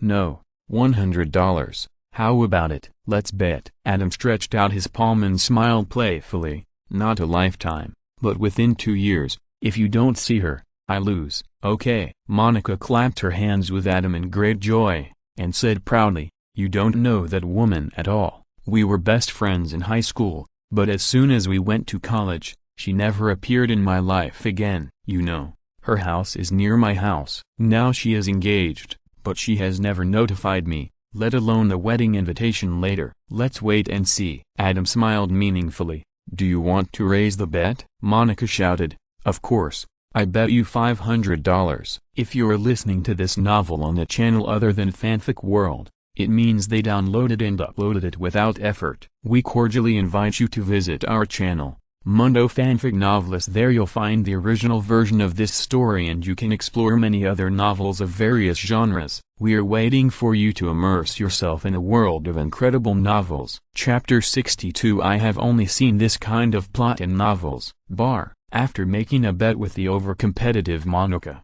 Adam hung out for a while, then left decisively. You can't get fat in one bite. The scenes in movies and TV shows are not continuous, and the intervals are often calculated in weeks, months, or years. Adam didn't expect to become friends with Monica and the others as soon as they met. This place is not far from Columbia University, and he has plenty of time. Being too active can sometimes do harm. Columbia University, Student Dormitory Building, Room 110. Ted and his friend each held a game controller, and they chatted while playing crazily. Matthew leaned over, dragged his voice, and said coquettishly, "Brother, there was a black-haired wild girl passing by here this morning. There's a great chance of getting her awesome." Ted glanced at Matthew and nodded in admiration. "Right." Matthew smiled proudly. "But he's not as good as Adam next door." Ted said casually, "Did you see his female companion at the welcome party? That's a perfect woman. And you know,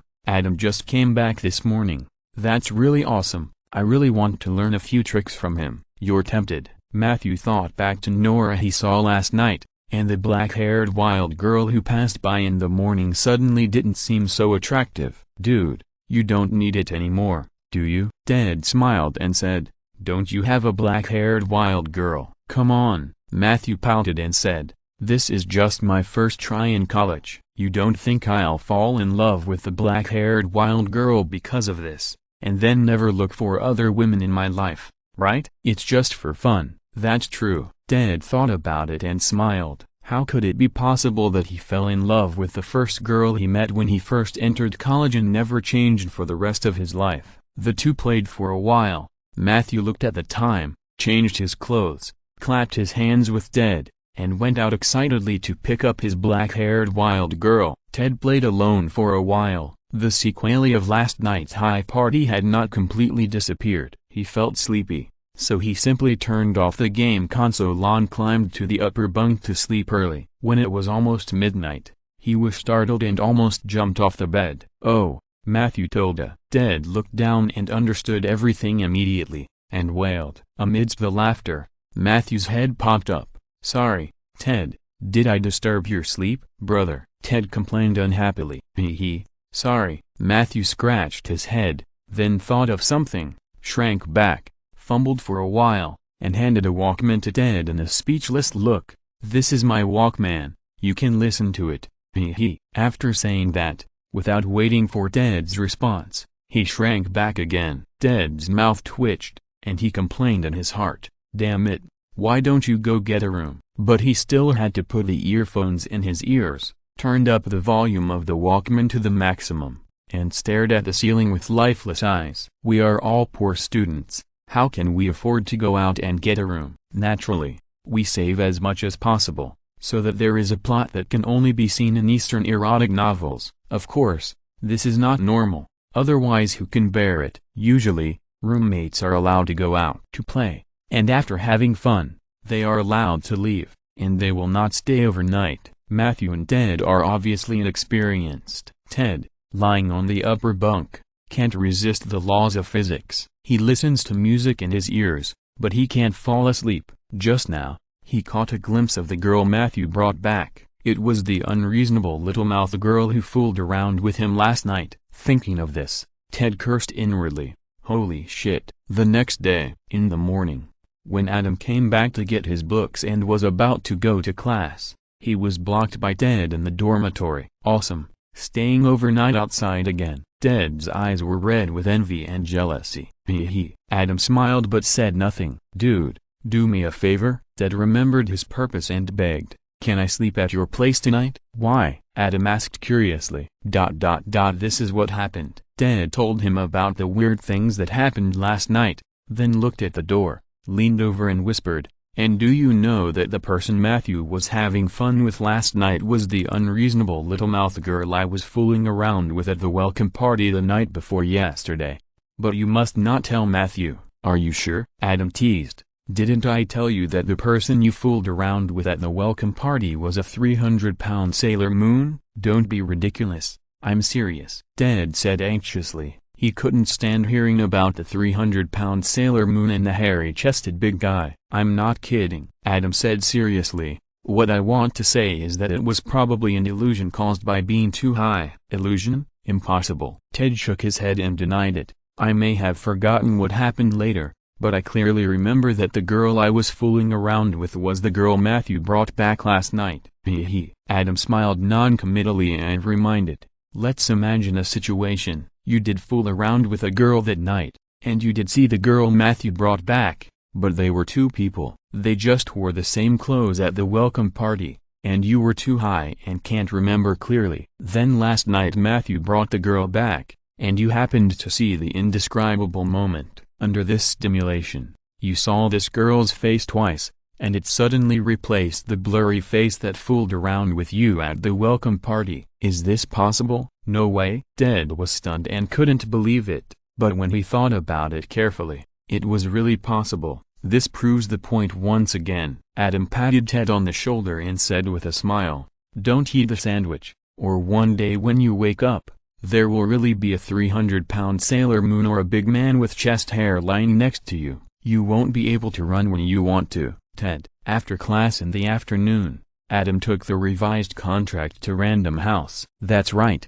Jack Surf said it was a standard contract, and the content was indeed what they agreed on, but after the lawyer Adam found reviewed it, he still found several seemingly inconspicuous but very disgusting traps. While Adam cursed that there is no business without fraud, he couldn't help but sigh that the lawyer's fee is really fucking black. Jack Surf is worthy of being a businessman. After reading Adam's revised contract, he asked the secretary to reprint 2 copies according to the revised contract without changing his expression. Adam signed his name after confirming that there was no problem again and again. Happy cooperation. Jack stretched out his hand and smiled. Adam shook hands back and said with a dramatic smile, happy cooperation. It's just acting. Who can't do it? P.S. Thanks to Is There No Good American Drama article, Joni, and turn away the crying face for their tips. Chapter 63. Ann and Susie. A week later, hotel. Adam and Nora came back from a Chinese restaurant after eating Kung Pao chicken. Nora,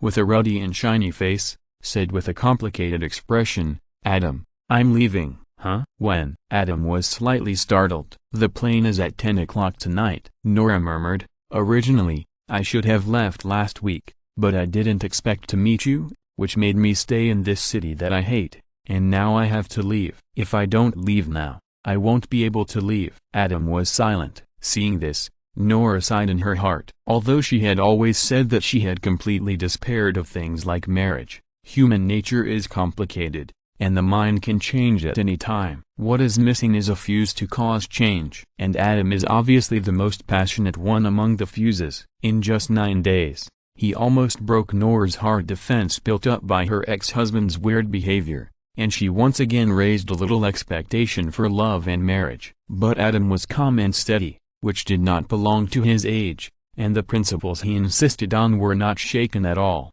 How could Nora, who specialized in studying these, not know? Coupled with the age gap, Nora wisely chose to leave immediately, letting time and space dilute this throbbing. "I'll take you there." Adam rationally cut off the strange emotion that arose at this moment and smiled. People in the American TV world cannot be viewed with common sense. There are too many things that impact Adam's three views formed in more than 20 years in his previous life. Many of them are unexpected and cannot be avoided. For example, can you accept the small disc of your wife and ex-boyfriend? He vaguely remembered that Monica had taken a photo with her ex-boyfriend Richard, and then Richard marked her name and put it in the disc box under the TV. Then Richard was going to change houses and entrusted the original house to the real estate agent for resale. Chandler, as Monica's husband, went to see the house and saw the small disc at a glance. When Chandler took it back to question and was angry that Richard filmed such things and showed them off everywhere,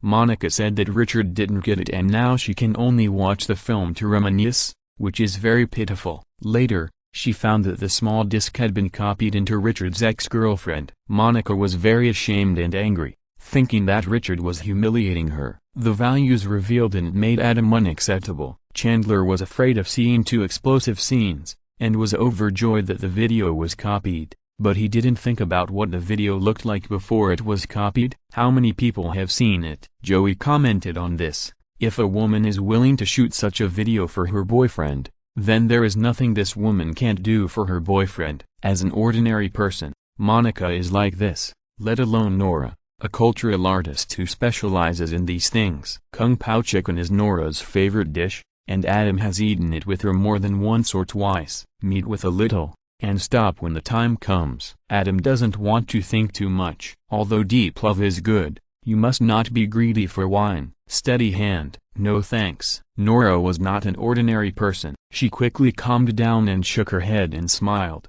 Random House has prepared a car to take me to the airport. Okay. Adam nodded. By the way, your book has already started to sell, and the situation doesn't seem to be good. Can I recommend it to you? Nora thought of Adam's new book. No, don't. Adam hurriedly stopped him and said self-deprecatingly, my stomach is very good and I don't like to rely on others for free. Your recommendation can indeed quickly boost the sales of Lord of Mysteries, but it's really unnecessary. Are you sure? Nora said with concern. It's actually nothing. Even if you don't want me to come forward, I can ask my friend to recommend it for you. Really? No need. Adam shook his head and smiled. The copyright fee of $30,000 for the first edition of 10,000 copies has been paid to me. I am not short of money in a short period of time. The poor sales are only temporary. I believe in the quality of Lord of Mysteries and look forward to it becoming a big hit naturally. This is also my insistence. Lord of Mysteries was officially released yesterday, but because Jack Surf's coveting of the full copyright of Lord of Mysteries was sternly rejected at that time, although Jack compromised for Nora's face, he was very unhappy. Otherwise, with the potential of the new book he is optimistic about, the first edition would definitely be arranged to be more than 100,000 copies. Now that the new book is on the market, it is just quietly put on the shelves of Random House's New York channel points for sale. Not to mention the publicity in newspapers and other media, even the recommendations that should be made when a new book is put on the shelves and the channel points have not been arranged. It is truly zero investment and zero risk. Under such circumstances, it would be strange if the sales performance is good. Today's statistics show that only 96 copies have been sold. When calling Jack's arrogance, which is more important, the quality of the book or the traffic channel, you should know now. Also hinted to Adam again that if he re-signed a contract to hand over all copyrights, the scene and results would be completely different. Adam naturally refused. The sales are so poor, just like the standalone game when he was a small punk in his previous life. It is a very bad experience, but Adam is convinced of the quality of the Lord of Mysteries. He chose to copy the Lord of Mysteries for money, but not entirely for money. He wanted to see how the Lord of Mysteries could shine in the United States in the parallel universe. With the accumulation of time, the sales volume has increased greatly, and the peripheral products such as movies, games, etc. have been developed. Can the Lord of Mysteries, which has 22 channels and 220 sequence professions, form a huge and unique fantasy universe that is comparable to or even exceeds the Lord of the Rings? Harry Potter, Marvel, DC, and Star Wars. At that time, Willow took us like Sheldon, Leonard, Howard, and Rajesh be crazy about the fantasy universe of the Lord of Mysteries, even more than the original Western fantasy universes such as The Lord of the Rings and Marvel. This makes Adam more excited and looking forward to it than making money. Facing Jack's arrogance and greed, Adam firmly believes that with the quality of the Lord of Mysteries, he will definitely be able to slap the other party in the face for Adam. Nora's help will reduce the pleasure of slapping him in the face. I'm a little hungry again. Seeing Adam so tough, Nora was deeply shocked and said subconsciously, "Or Kung Pao chicken?" Adam smiled and said, "Is there enough time? There is a restaurant on the way to the airport." Nora's eyes were as charming as silk. "Then I'll take you there." The two got into the luxury car that Random House had prepared for Nora, told the driver to stop at a Chinese restaurant on the way, pressed the soundproofing board, and headed all the way to the airport. A week later, New Jersey. "Dad, Mom, I want Susie." A 10-year-old, delicate little girl threw herself at her parents and said coquettishly, "Annie, who is Susie?" The little girl's mother was confused. "Susie is a big blonde dog, the pet of Miss Justice Audrey, and she can talk." The little girl Annie looked up and said, "Although she is always on guard against me, I really like her." "Mom and Dad, can you buy me a Susie?" "Okay." "Annie, have you been reading in my study?" The little girl's father suddenly realized, he is a lawyer and likes fantasy novels very much. When he went to a bookstore a few days ago, he accidentally found a novel called The Lord of Mysteries and was immediately attracted to it. After buying it, he read it all night and was deeply impressed by the mysterious and strange world in it. So he kept The Lord of Mysteries on his desk. Unexpectedly, my little daughter saw it and fell in love with the golden retriever Susie, the big dog in the movie Miss Justice. Yes, the personal maid of Miss Justice Audrey is also called Annie. "Okay, but you have to treat her well after you buy her back." "Great, thank you, Dad." The little girl Annie clapped her hands and laughed. "This time, I must become a real good friend with Susie." Annie's father smiled dotingly. Having watched The Lord of Mysteries, he certainly hopes that his baby daughter will have a Susie to accompany her. In his eyes, his baby daughter is not the maid Annie who has no sense of existence, but an angel who is sunny and optimistic, cute and brave, kind and filial, just like Miss Justice Audrey. All the beautiful words are gathered in one. P.S. Thank you for the reward for cutting the back row and paying attention to the size. Chapter 64. You can move in with me. West Side, Ross's apartment. "Goodbye, honey." Ross said goodbye to his wife Carol before leaving, and smiled. "Have fun with your friends." Carol froze for a moment, then smiled unnaturally.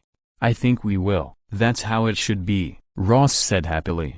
"Do you know why some small problems started to arise between us?" "Huh?" Carol forced a smile and waited for Ross's subtle explanation. "Because you don't have good friends." Ross looked at Carol with pity, tilted his mouth, shook his head, and was full of pride in his reserve. "You see, I have a group of good friends like Monica, Chandler, and Phoebe, so my attitude towards life is very optimistic.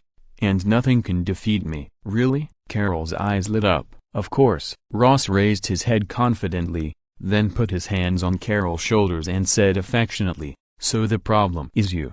In your heart, let go of yourself, play more with your friends, don't worry about me. I believe our problems will be solved soon." "I think you are right," Carol murmured. "Of course I am right." Ross shook his head and said proudly, "Don't forget, your husband is a doctor." Carol forced a smile and did not agree. In the eyes of ordinary people, a doctor of archaeology who specializes in dinosaurs is far inferior to a doctor of medicine, and although Ross has just obtained his doctorate, she has long heard Ross bragging about this topic. Especially when Ross just got his doctorate, it was really a nightmare, because any topic could be linked to his doctorate intentionally or unintentionally by Ross. "Carol, do you know why both a doctor and a doctor are called doctor?" "Carol, try this dish. It tastes exactly the same as when I got my doctorate and we celebrated." "Carol, let me tell you something interesting. When I was studying for my doctorate." Finally, Carol couldn't help getting angry, and Ross put away his magical powers with grievance. Getting a doctorate is the proudest thing in his life. What's wrong with talking more about it? You know, in the past, only people with titles would be called with the prefix of Sir, and after getting a doctorate, people would call him Dr. Rosskeller. This is a glorious moment comparable to the ancient knighthood. Anyway, seeing that Carol still didn't know how to appreciate his doctorate glory, Ross could only end the topic regretfully. Have fun with that guy, Susan. Carol couldn't help reminding. Yes, yes. Ross pursed his lips and said indifferently, Susan. What a masculine name, haha. After saying goodbye to Carol, he turned around and left with a pout. The bar where the future Central Park Cafe is located. Hi, everybody. Hi, Adam X5. When Adam came over, Monica, Chandler, Ross, Phoebe, and Joey were all there. Joey was Chandler's new roommate, the handsome Italian guy Monica mentioned. The sister Chandler originally wanted to recruit was a photography teacher for a color actress. Just as she was moving her things and preparing to move in, she was ruined by a joyful old man in the apartment building. Under a strange combination of circumstances, Chandler could only accept Joey as a second choice. However, his depression soon disappeared, because Joey and he had similar aesthetics. They both liked to drink beer and watch the show Beach Rescue. They couldn't get enough of watching the beautiful women in cool clothes running and running. Phoebe was Monica's roommate. Well, now she is a former roommate. Because she couldn't stand Monica's perverted control, Phoebe moved away in the way of ants. It was not until today that Monica discovered that Phoebe's bedroom was completely empty. This hit Monica hard, and she even linked it to her inability to find a boyfriend, so she was a little depressed tonight. So, Adam, you're only 19, and you hang out in bars every day.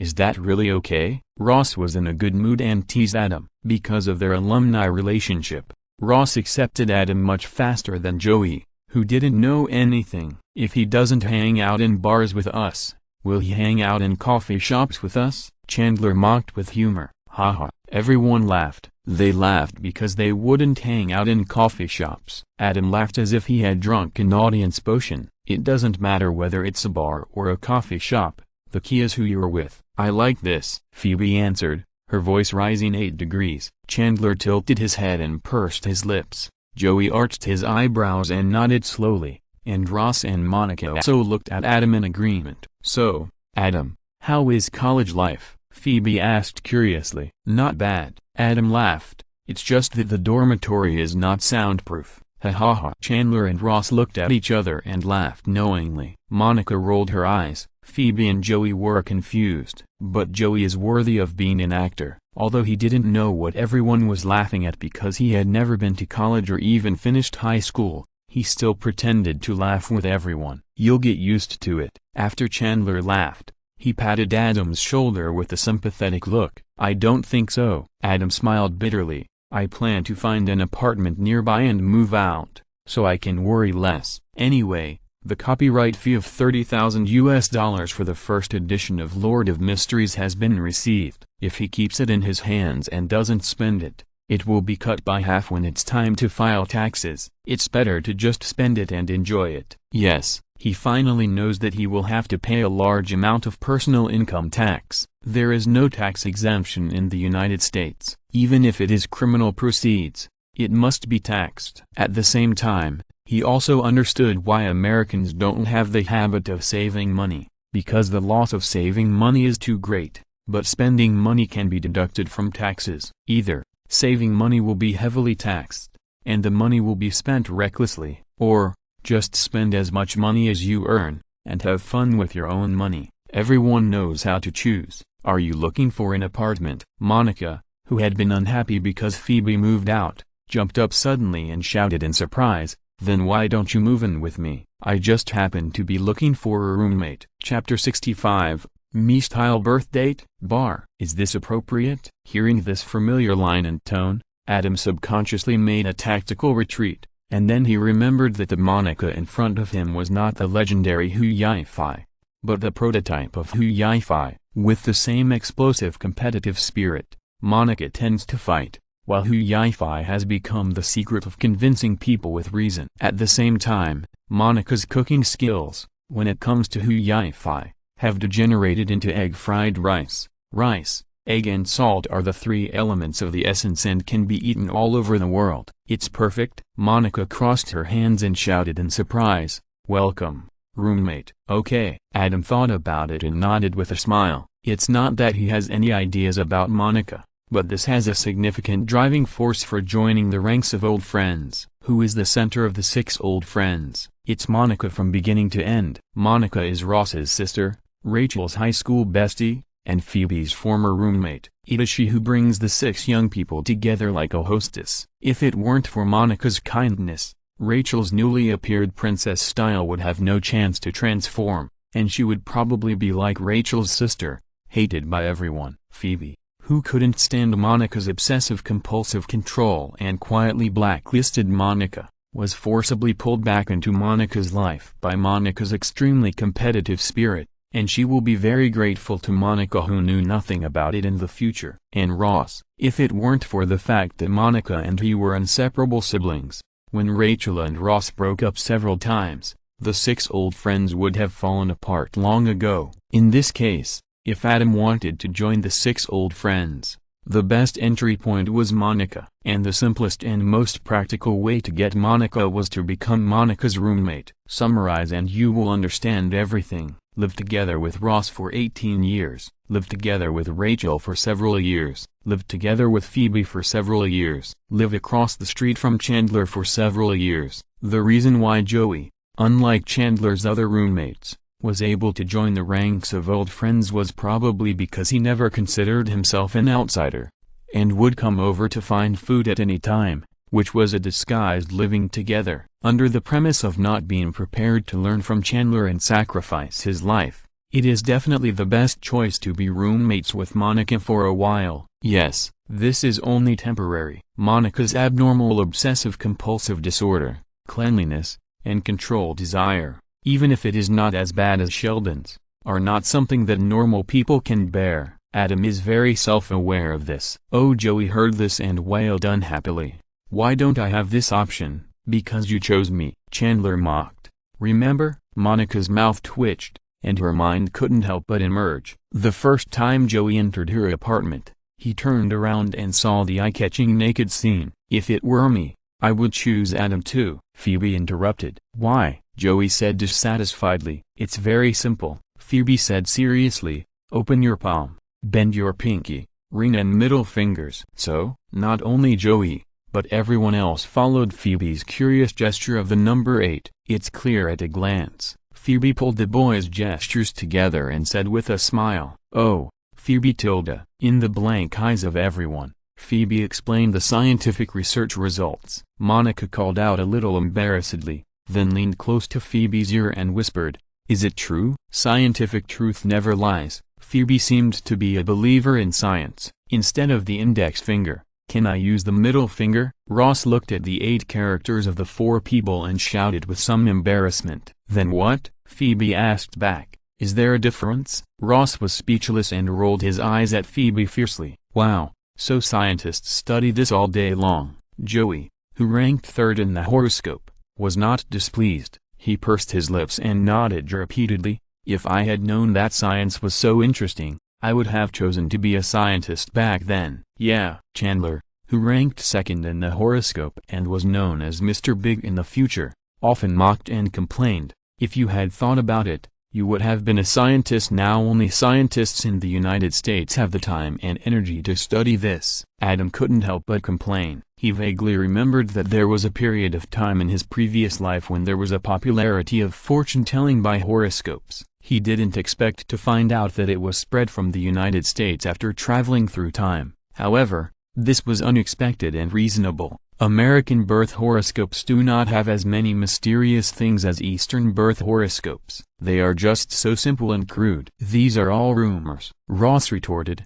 "We scientists are not that boring." However, this statement was a little lacking in confidence, because as a member of the scientific community, he knew how speechless scientists would be once they became mavericks. "Ah, I have an idea." Joey patted his head and exclaimed in surprise, "We can go to the bathroom together." "Isn't it a scientific result? It will be clear at a glance." No, Adam, Ross, and Chandler shouted in unison, "I support Joey." Phoebe watched the fun and clapped her hands and laughed. "If any of you don't believe it, go to the bathroom and compare it. By the way, tell Monica and I the result. In this way, we will have experience in the future and can screen out those men with bad fortunes in advance, and improve our happiness by a lot." Monica smiled awkwardly beside her, but her eyes were eager to try. "I have to leave first. Carol has been in a much better mood recently. I think it's because she went to the gym to exercise and make friends at the same time. Finally,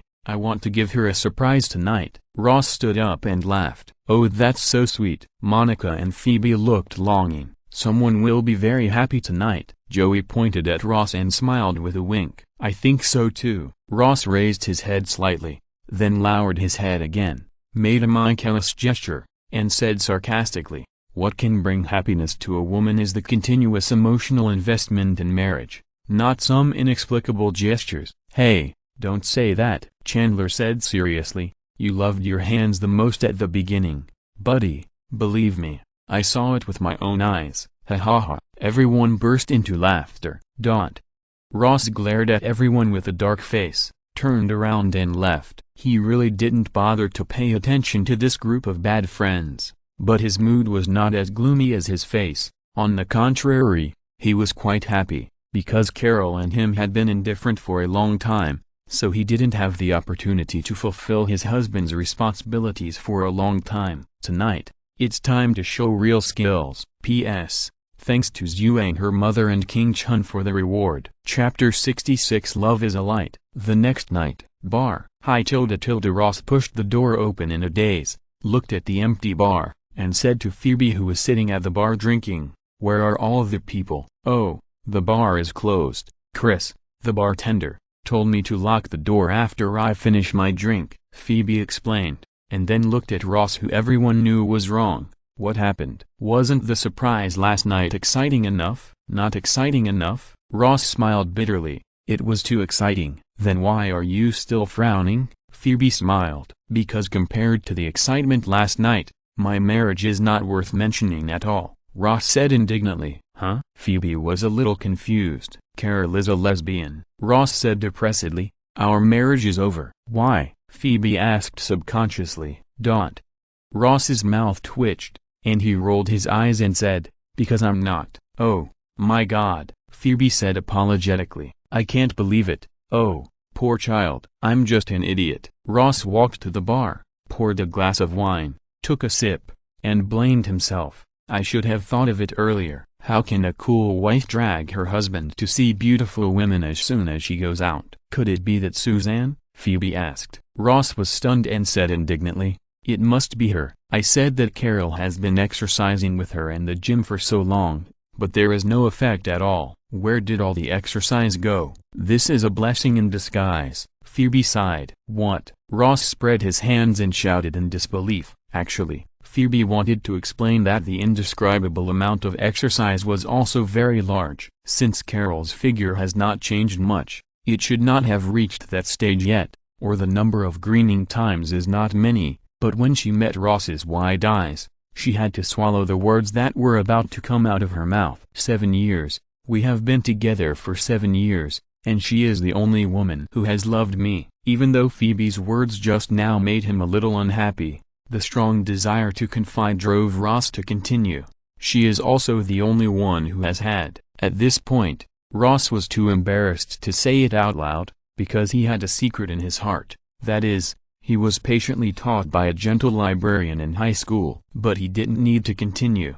Phoebe already understood, and took the initiative to hug him. The 10,000 years of old Chun Yang may be ridiculed, but loyalty and steadfastness can move people. "Oh." Ross, facing Ross's sadness and sadness, Phoebe, as a friend, began to persuade him as much as possible. "You shouldn't endure this torture. You are so good, so considerate. Phoebe is worthy of being a street person, and her persuasion skills are very clever." Ross listened to these exaggerated words. His cheeks were kissed left and right, hormones surged, and the grief and depression in his heart were instantly suppressed. The two looked at each other and confirmed their eyes. Clang!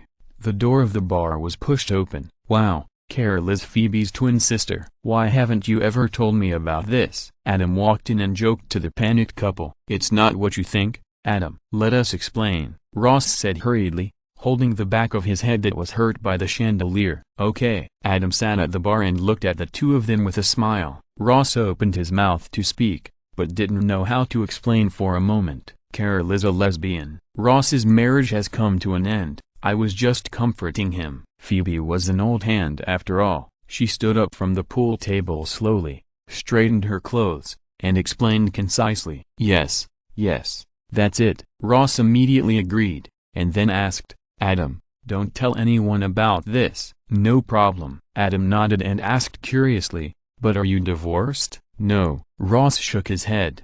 But soon. What do you mean? Adam smiled.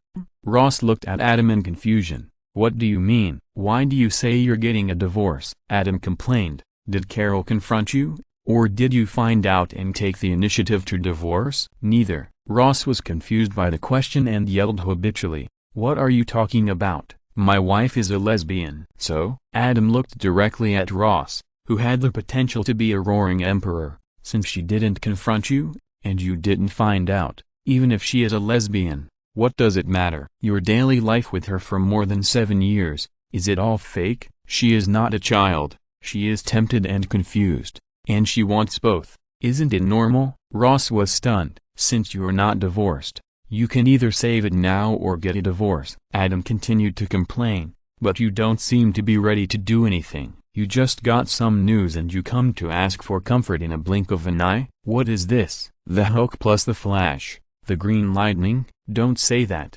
I took the initiative to comfort Ross, Phoebe explained a little embarrassedly. After hearing what Adam said, she also realized that her kindness seemed to have crossed the line. Then what should I do? Ross's head was full of confusion, and he lowered his head in shame. You can do anything, but please think with your head, not your lower body. Adam complained.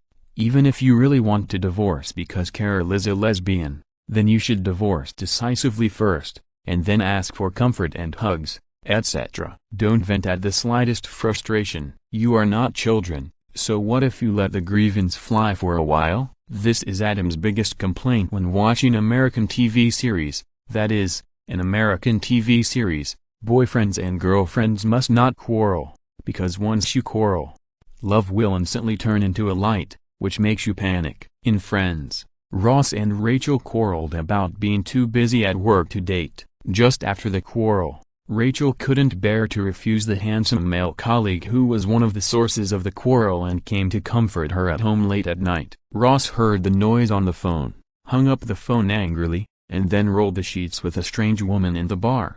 It was estimated that it took less than 3 hours. Then both of them regretted not wanting to break up. Years later, Ross always yelled that they had broken up in the first place, thinking that he was not wrong. But is love that can't even last for 3 hours really love? In the East, isn't it a daily routine for boyfriends and girlfriends to quarrel and break up and get back together? If everyone is like Green Lightning Ross, the whole world can only continue to move on, right? There are many similar examples. Chandler was once crazy about Joey's girlfriend. Later, after they became boyfriend and girlfriend, because of a quarrel, Chandler went to apologize to the other party early the next morning, but found that the quarrel he had with his girlfriend because of worry really happened, and he was really cheated. This is still a home run. There are countless situations at first base, second base, and third base. Ross and Phoebe, Phoebe and Joey,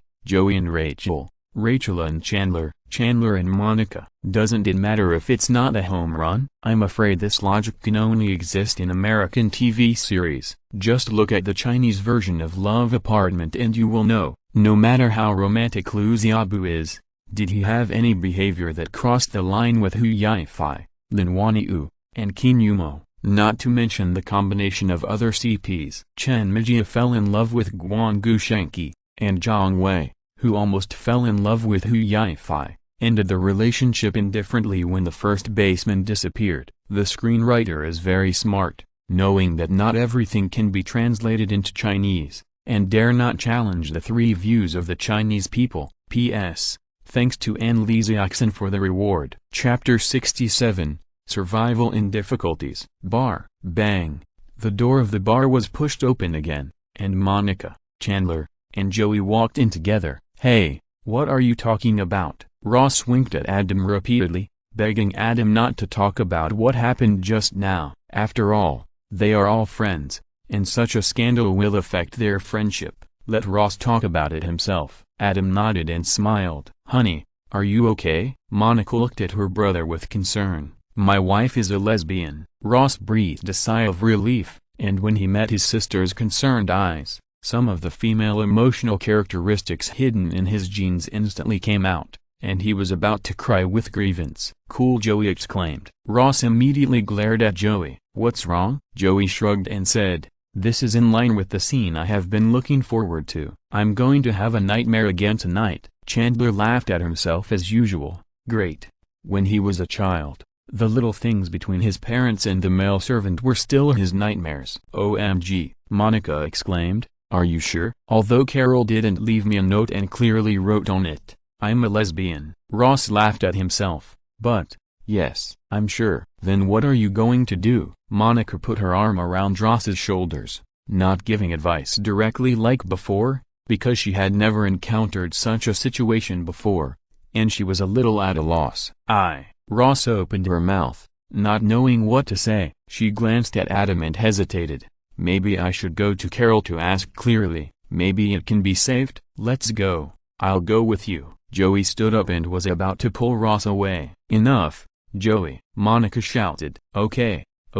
Joey raised his hand and said, "I'm just concerned about Ross." "It's good to ask clearly," Monica said softly. "You and Carol have been in love since college, and it's been more than 7 years now. There should be room for recovery. The key is whether you want to continue." In the United States, there are all kinds of people, and being a lesbian is not a big deal. There are many people who want it all. "Of course I do," Ross subconsciously said. "Carol is the only woman who has ever loved me." "But she's not the woman you love," Adam said bluntly. "Ross, Rachel is engaged to a doctor and will be married soon." Monica couldn't help but remind him. As a younger sister, she certainly understood her brother's thoughts. She used to think that Ross, who fell in love and got married early, had forgotten Rachel, but now it seems that Ross has never forgotten. Otherwise, he wouldn't have said that Carol was the only woman who loved him, but that he only loved Carol. "I know," Ross said self-deprecatingly.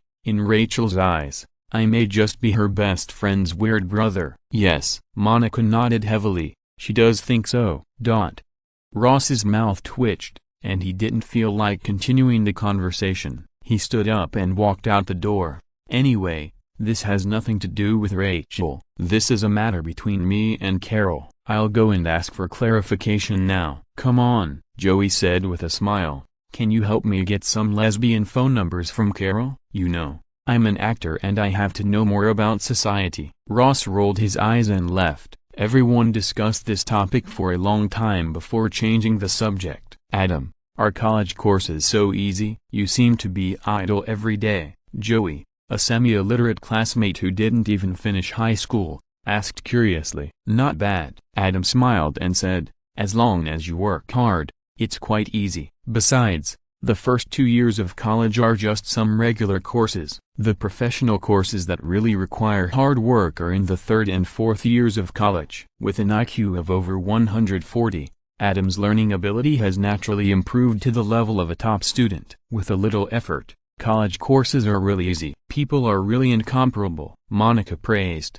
At the beginning, Ross scored 1,250 on the SAT and always boasted that he scored 1,450. Adam scored 1,500. "He is definitely a genius top student." "Wow, amazing," Joey exclaimed like a poor student. "Adam is reading a medical book now," Monica added. "Hey, Adam, I remember you are from the School of Biology at Columbia University, right?" Chandler asked in surprise. "Are you going to apply for medical school in the future?" "Yes." Adam nodded and smiled. "Since I was a child, I have always wanted to be a doctor who saves lives and heals the wounded." "Doctor? Wow." Phoebe showed an ambiguous look. "Then there is no need to prepare so early, right?" Chandler couldn't help complaining.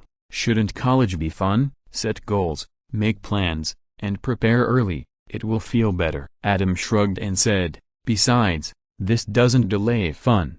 Don't I often hang out with you guys?" "Yes, that's how it should be," Monica echoed. "Everything must have a clear plan. Opportunities are given to those who are prepared." "Adam, you will definitely become an outstanding doctor." "I hope so." Adam smiled and said, "In addition to reading some medical tomes in advance, I am currently applying to become a hospital volunteer." "Hospital volunteer?" Monica and Phoebe shouted. "Yes," Adam explained, "the application of medical school is very difficult. In addition to the quality of the undergraduate school, the closeness of the major to medicine, and the degree of excellence, whether or not you have been a hospital volunteer and how long you have been a hospital volunteer are also important plus points. There is no money to be paid as a volunteer. It is a volunteer who works for free. Whether you can persist for a long time can show a lot of things. Some medical schools even require applicants to have accumulated 5,000 hours of volunteer work in hospitals to prove their patients' love and perseverance in the medical profession. Calculated as 2 hours of part-time work every day, 5,000 hours would take more than 6 years. You can imagine how much time and energy it would take. Today's geniuses have enough IQ, and Sheldon and his team are constantly providing wisdom points. This is one of the reasons why Adam did not spend a lot of effort to find other lucky geniuses who can increase his wisdom. Being a volunteer in a hospital not only increases your resume, but also allows you to get familiar with the hospital and patients in advance. Adam naturally cannot miss it. "Now I finally understand why Rachel is obsessed with doctors," Monica murmured. "Me too," Phoebe nodded repeatedly. Both of them imagined the dream scene after Adam put on a white coat, but Phoebe preferred Adam's mediocrity and his first-class Michaelis birth chart, while Monica appreciated Adam's meticulous and hard-working attitude towards his set goals. Ross family. Aha! Ross sneaked in and blocked Carol and her fitness friend Susan in the bedroom. "Rose." Carol panicked. "It's okay, it's okay." Susan was slightly startled, but soon regained her composure, hugged Carol and comforted her softly. Ross wanted to get angry when he saw this scene, but for some reason Joey's smile suddenly appeared in his mind. When he looked at Susan again, he found that she was also very beautiful. His heart moved, and the words he said changed. This is his way of surviving in difficult situations, seeking common ground while reserving differences. The air suddenly became quiet, and then a delicate scolding was heard. "Get out." Chapter 68. Strong Adam. 2 days later. Apartment 520. "Hey, how was your talk with Carol?" Early in the morning, Adam had just woken up and was sitting at the dining table, waiting for Monica's breakfast. When he saw Ross push the door in, he asked curiously, That's it." Ross waved his hand unnaturally, as if he didn't want to talk in depth. "What's that?" Monica, who was wearing an apron, also looked over. "I think our marriage is hopeless." Ross rolled his eyes, thought for a while, and spread his hands. "What?" Monica shouted. "Did she really give up your 7-year relationship and choose to be a lesbian?" "Don't get excited." Adam looked at Monica waving the kitchen knife and reminded her, "The result is not good, but it's not too bad. At least Ross has let it go, right?" "Really?" Monica put the kitchen knife back on the chopping board and looked at Ross in confusion. "Carol is like this. Have you let it go?" "It doesn't matter whether you want to let it go or not." Ross's mouth twitched and his words were quite perfunctory, but the scene of his ridiculous proposal being rejected appeared in his mind. In fact, when he blurted out that proposal, he immediately regretted it, because the proposal was really ridiculous and a little shameless, but it also carried a hint of expectation. After being rejected by Carol and Susan and leaving home, Ross's previous entanglement and sadness inexplicably dissipated for the most part. As for questioning why Carol and Susan cheated on him, he didn't have any idea at all. After all, Susan was just cheating on him, but he figured it out. "You haven't eaten yet. Sit down quickly, breakfast will be ready soon." Monica poured Ross a glass of water. "After all, there is no camera here, so there is no need for close-ups. In daily life, people drink tap water directly, instead of just taking a bottle of drink from the refrigerator. That's too expensive and unhealthy." Adam handed Ross a coaster. "Hey, you can stand it?" Ross said in surprise. "You mean the coaster?" Adam smiled and said, You'll get used to it. Monica is a complicated person, with both cleanliness and slovenliness. She can't tolerate the cup being placed directly on the table, and she must put a coaster, otherwise she will go crazy. You are really Monica's best roommate. Ross picked up the cup and took a sip of water, and complained, "Not many people can stand this." "I think so too." Monica shoveled a pancake and sent it to Adam's plate, smiling happily. "We are good friends." Adam smiled meaningfully, but he was complaining in his heart. "Damn system, why don't you provide any strength points? I have already become an old friend." Thinking back to the time when he went to find Leonard, he gained friendship in half a day, improving his wisdom attribute and strength attribute. Now, he has moved into Monica's apartment, and the group of people are already very familiar with each other, but he still has not been recognized by the system. Is society too complicated, or is Leonard too lacking in love? Well, the answer is obvious. 80% of it is that Leonard is too lacking in love. After all, Monica and the others are all social people. No matter how good they say, there is always a layer of separation in their hearts. Unless they get along for a long time, this friendship will always be questioned. This is New York, and the high mobility of people coming and going will inevitably bring about this invisible barrier. "Hey, Ross, Adam, I have 2 tickets for the baseball game here. Let's go support the Yankees together." Chandler and Joey pushed the door in, patted the tickets in their hands, and invited with a smile. "No, I'm not in the mood." Ross lazily refused. "I can't go either. I have something to do later." Adam also shook his head. "Today is Saturday. What do you have to do?" Joey said dissatisfiedly. "I'm going to participate in the volunteer training at the New York University Medical Center." Adam smiled and explained, "I told you a few days ago.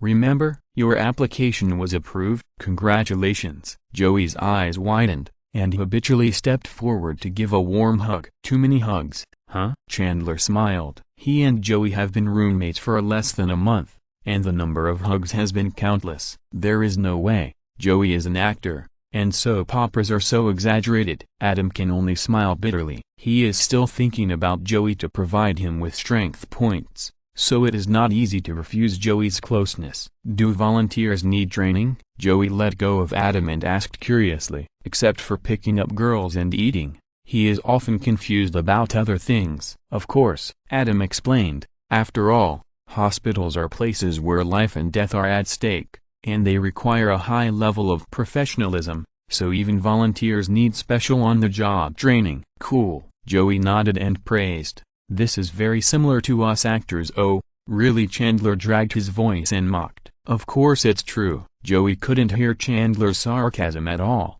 and explained happily, "We actors can play various professions, and often need temporary training, which is exactly the same as Adam's volunteer training." "It's not the same thing at all." "Okay." Ross couldn't help but retort, "You actors only need simple training to pretend, but Adam's on-the-job training must be fully mastered." "Hey, I didn't ask you." Joey pointed at Ross with both hands, looking unhappy. "Then what do you do as a volunteer?" Chandler asked. "During the on-the-job training, it is likely to be reception and guidance work." Adam thought for a moment and said, "It will last for about 2 months, and then specific assignments will be made based on the needs of the hospital and my own interests." "Reception and guidance?" Monica joked. "Then the number of patients in your hospital will definitely increase greatly, especially female patients." Haha. Adam smiled but said nothing. "Appearance is justice, which is a universal truth and is the same everywhere." After eating the breakfast made by Monica and chatting with everyone for a while, Adam went downstairs to take the subway. New York University Medical Center. This is a private hospital located in Manhattan, one of the best hospitals in New York. The volunteer culture in the United States has been deeply rooted in the hearts of the people. There are millions of volunteers in hospitals across the United States all year round. In addition to people like Adam who want to increase their resumes in order to go to medical school in the future, there are also many people who simply want to contribute to society. Therefore, not everyone can become a volunteer. Volunteers in some popular units must submit a unified application letter and recommendation letter, and take a written test, interview, and even physical and mental health examinations. Since Adam chose to be a hospital volunteer, He naturally chose the best hospital, and with his ordinary appearance, he was easily accepted. When Adam, wearing a volunteer uniform, appeared at the reception desk, the nurses all looked at him. Well, this is Adam comforting himself. The nurses walking around the front desk, like American flight attendants, are mostly strong black women. I absolutely cannot show the slightest sign of tiredness. Never. P.S. Thank you for the reward from the return of scholars. In addition, do you have any opinions on the plot of Friends? Please leave a message to see if the content of Friends should be increased or decreased. If you're listening to this novel on a channel other than Fanfic World, it means they downloaded and uploaded it without effort. We cordially invite you to visit our channel, Mundo Fanfic Novelist. There you'll find the original version of this story and you can explore many other novels of various genres. We are waiting for you to immerse yourself in a world of incredible novels. Chapter 69 Gossip. New York University Medical Center. Adam, take them to the ICU. Adam, send them out. Adam, help. In this place where life and death are played out at this moment, Adam quickly threw himself into the work. Who said he was particularly eye-catching? When the nurses had something to do, they would look at Adam first, and then happily give orders, so that Adam was almost busy all the time. Fortunately, Adam's endurance is now as high as 460, which is infinitely close to the level of you show off. Otherwise someone else would definitely not be able to handle such a heavy workload right from the start. Because it is a rest day and there are no classes, today is almost a full-time day. At night, when changing shifts, after Adam signed the attendance sheet, he exhaled heavily, declined the nurse's enthusiastic invitation, and walked towards the locker room. I couldn't wait to tell my mother everything that happened, how we got into trouble, and how we needed to find a solution immediately. So we had to go to the nearby village together for help. We didn't even wear hats, and hurried into the cold fog of the night. Although I couldn't see the nearby village at that time, I saw a scene that made me feel at ease. In the opposite direction, a blind man appeared. In the ward in the corner of the corridor, there was a sound of reading. Adam walked to the door and glanced inside. He saw a blonde girl in a white nursing uniform sitting in front of the bed, holding a book in her hand, reading to the patient on the bed with a gentle expression. The voice was pleasant and seemed to soothe the impetuousness of the world. There was an old man lying on the bed, listening in a trance. Adam forgot to leave for a while, standing in the corridor, watching this scene quietly. Soon, the blonde girl in white closed the book and smiled gently. "Mr. Tucker, this is it for today. You have a good rest and we will see you tomorrow." "Thank you, Carolyn," the hoarse voice of the old man sounded. "This is what I should do." Carolyn, the blonde girl in white, stood up, pulled the old man's hand, and smiled softly. "Call the nurse if you need anything." Adam finally saw her complete appearance, and was surprised. Then he shook his head and smiled bitterly, but he remembered the famous saying, "Beauty is like a flower, it needs tender leaves to show her charm." Throughout the day, Adam's eyes flashed the most with various plump nurses. His aesthetic threshold was seriously lowered. The girl who was originally only 70 points was actually raised to 90 points at this moment. The blonde girl in white also looked over at this time, and looked at Adam, and the two smiled at each other. Adam, whose aesthetic taste had recovered, retracted his gaze and walked away. He took the subway back to the apartment and hung out with Chandler and others in the bar downstairs. He learned that the bar would officially close next week and would be converted into a cafe afterwards. Facing all kinds of ridicule and dissatisfaction from Chandler and others, Adam smiled but said nothing. The next day, on Sunday, Adam still went to the hospital. Look, our great lover is here." A nurse stood there with her arms folded when she saw Adam, and joked with the unique African rap tone. "What?" Adam was confused. "You are still pretending to us," the nurse said playfully. "Let me tell you, in the hospital, nothing can be hidden from our eyes." "Are you attracted to the new nurse Carolyn?" "No." Adam shook his head. "Don't deny it, no one can hide it from me." The nurse smiled confidently. "If you like it, then you like it. What can't you say? Tell me, maybe I can help you." "I really can't." Adam was speechless. What made him speechless was that every hospital employee he met afterwards cast a look at him, and the more cheerful ones even joked directly. Of course he remembered that the blonde girl in white clothes he saw last night was called Carolyn, but he just stood there and looked at her for a while without saying a word. He didn't expect that one night would be distorted like this, and it even spread throughout the hospital. The speed of the gossip was really enough, and the heat even overwhelmed a pair of interns clapping in the break room. There was no way. The objects of gossip were also different. Who made Adam's appearances so ordinary? After waiting until the end of the get-off-work day, Adam hurriedly left. Outside the hospital building, Adam Duncan, a familiar female voice called him, and when he turned around, it was the other half of the gossip, the nurse Carolyn. "I'm Carolyn Ellis." "Hello, Carolyn. What's up?" Adam smiled awkwardly but politely. "Are you the lead singer of Fruit Hard Candy?" To Adam's surprise, Caroline was not talking about their gossip at all. "Yes," Adam asked in surprise. "Have you heard of us?" "Of course." Caroline smiled gracefully. "I used to be a manager for a rock band, so of course I've heard of Hard Candy, who adapted the famous song Don't Cry by Guns N' Roses. If it wasn't too far away, I would have wanted to look for you. I didn't expect to meet you here." "Why are you volunteering here?" "So that's how it is," Adam suddenly realized, and the embarrassment disappeared. He smiled and explained, "I'm studying at Columbia University, and I'm going to apply for medical school in the future, so I came here to accumulate experience." "You don't play rock anymore?" Caroline said regretfully. "With your talent, as long as you work hard, you will definitely shine in the rock world." "Rock is just a temporary interest." Adam smiled.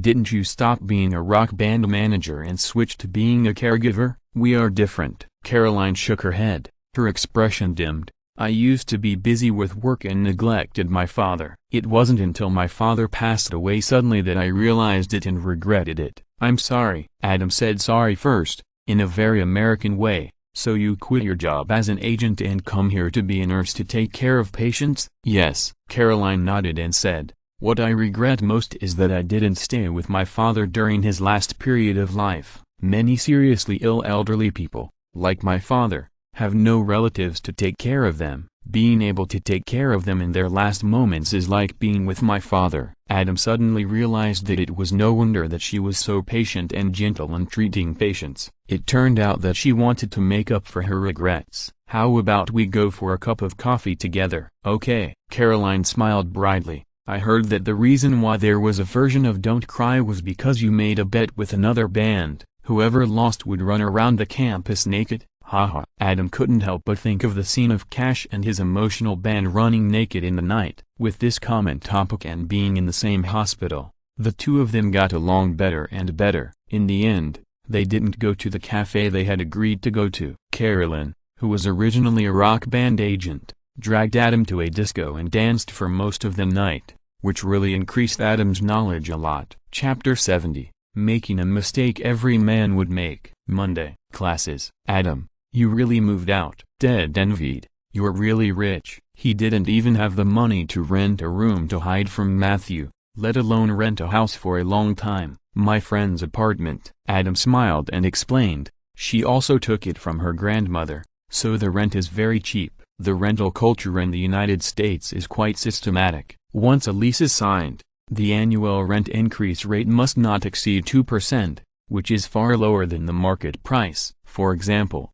Monica's grandmother rented here decades ago. The annual increase is so low, and it has continued for so many years. You can imagine how much lower the rent is than the market price. In Chandler's words, the low rent is completely robbing the landlord.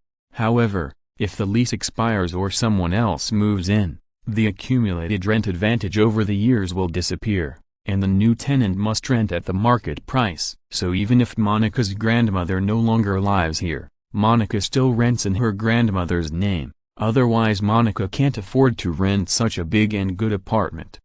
Ted exclaimed, "OMG, Adam, you are living with someone?" "Is it the girl you brought to the welcome party?" "Sharing a room, not living together," Adam corrected. "It's not her, it's another ordinary friend." "Come on," Ted said, "a man and a woman living together, even if they are not living together now, they will soon live together." "Matthew, don't you think so?" "That depends on the situation." Matthew pretended to be pretentious and said, "Adam, Is your friend hot? Adam paused. Although he really didn't have any thoughts about Monica, he couldn't open his eyes and say that Monica was not beautiful. I think the jury's verdict has come out. Matthew smiled slyly. Now I declare that Ted wins the case. As the future marshmallow judge, Matthew is now very interested in law and often imitates the way lawyers speak in daily life. Yes, Ted and Matthew clapped their hands. Adam shook his head helplessly, and simply let Ted and Matthew joke around, not bothering to explain why he would never mess with Monica. Time will prove his innocence. Wow, look, that's the famous architect John Coleman. The three of them walked towards the classroom jokingly, and Ted suddenly pointed excitedly at a middle-aged man in the distance. Let's go ask him for an autograph. As he said that, without waiting for Adam and Matthew to object, he dragged the two of them over. Ted, like Adam and Matthew, had a clear purpose for going to college, which was to become a famous architect in the future. Hello, Mr. Coleman, my name is Ted Mosby, a student at the School of Architecture. Nice to meet you. You are my idol. Ted greeted excitedly. Hello, Ted. John Coleman was obviously very cultured and nodded with a smile. Were you invited to give a lecture? Ted asked curiously. Why didn't I see any relevant notice? Yes, John smiled and said, there should be a notice, right, Ted? Matthew pulled Ted and whispered, we were so excited the past few days that we might not have seen it. Adam's mouth twitched. These two idiots still do their own thing and get excited from time to time. How can they have the temperament of a future famous designer and New York Supreme Court judge? But then he thought, although big shots and successful people look glamorous, when they are with friends, they still say fuck you all the time, which is actually not much different from ordinary people. Ted asked the time embarrassedly and said that he would definitely go when the time comes. He also asked for an autograph before saying goodbye and leaving. The next day, when they went to the classroom together again, Ted said enviously, Mr. Coleman is indeed a famous architectural designer. He is handsome, elegant and easygoing. After class yesterday, you don't know how many female classmates surrounded him for advice. If I can be like him in the future, I will be satisfied. You can do it, Adam teased, but you have to pay attention to the impact when the time comes. Students, lecturers and professors are prone to accidents. What's the matter? Ted said indifferently, if the people don't report, the officials won't investigate. Just be careful. Besides, isn't it more exciting? Haha. Adam smiled and said no more. This kind of thing is very common in American TV series. For example, Ross dated his students when he became a professor in the future, but he was also sneaky and timid. There were even scenes where he met colleagues while shopping and pushed his girlfriend away again and again, because once reported, he would be fired. However, for doctoral researchers like Sheldon,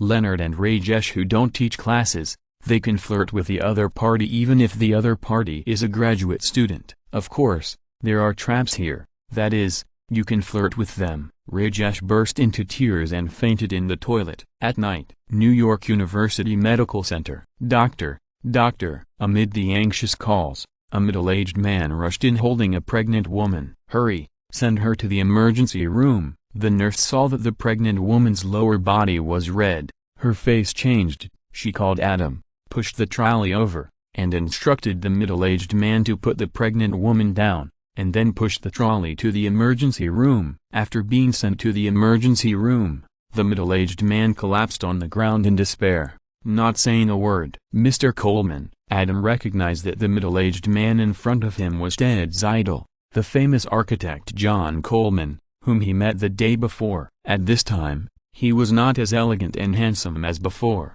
John looked up at Adam, his face froze, and he forced a smile at the corner of his mouth. Obviously, he recognized Adam, but he couldn't say anything. Adam's heart moved, and he walked away tactfully. After returning to the front desk, he soon verified his guess from the gossip that spread quickly throughout the hospital. He is such a jerk. He cheated on his wife when she was pregnant and caused her to have a miscarriage. Are there not enough scumbags like him? Oh, men. A group of nurses gathered together and condemned him, including male nurses. Nursing work is often physical work. Male nurses have obvious advantages, but few men are willing to be nurses. Therefore, Black women with strong waists and stamina comparable to men are very popular in American hospitals and occupy a mainstream position in the nursing group, not to mention that this matter itself is immoral and deserves to be despised and insulted, even if there is no such thing.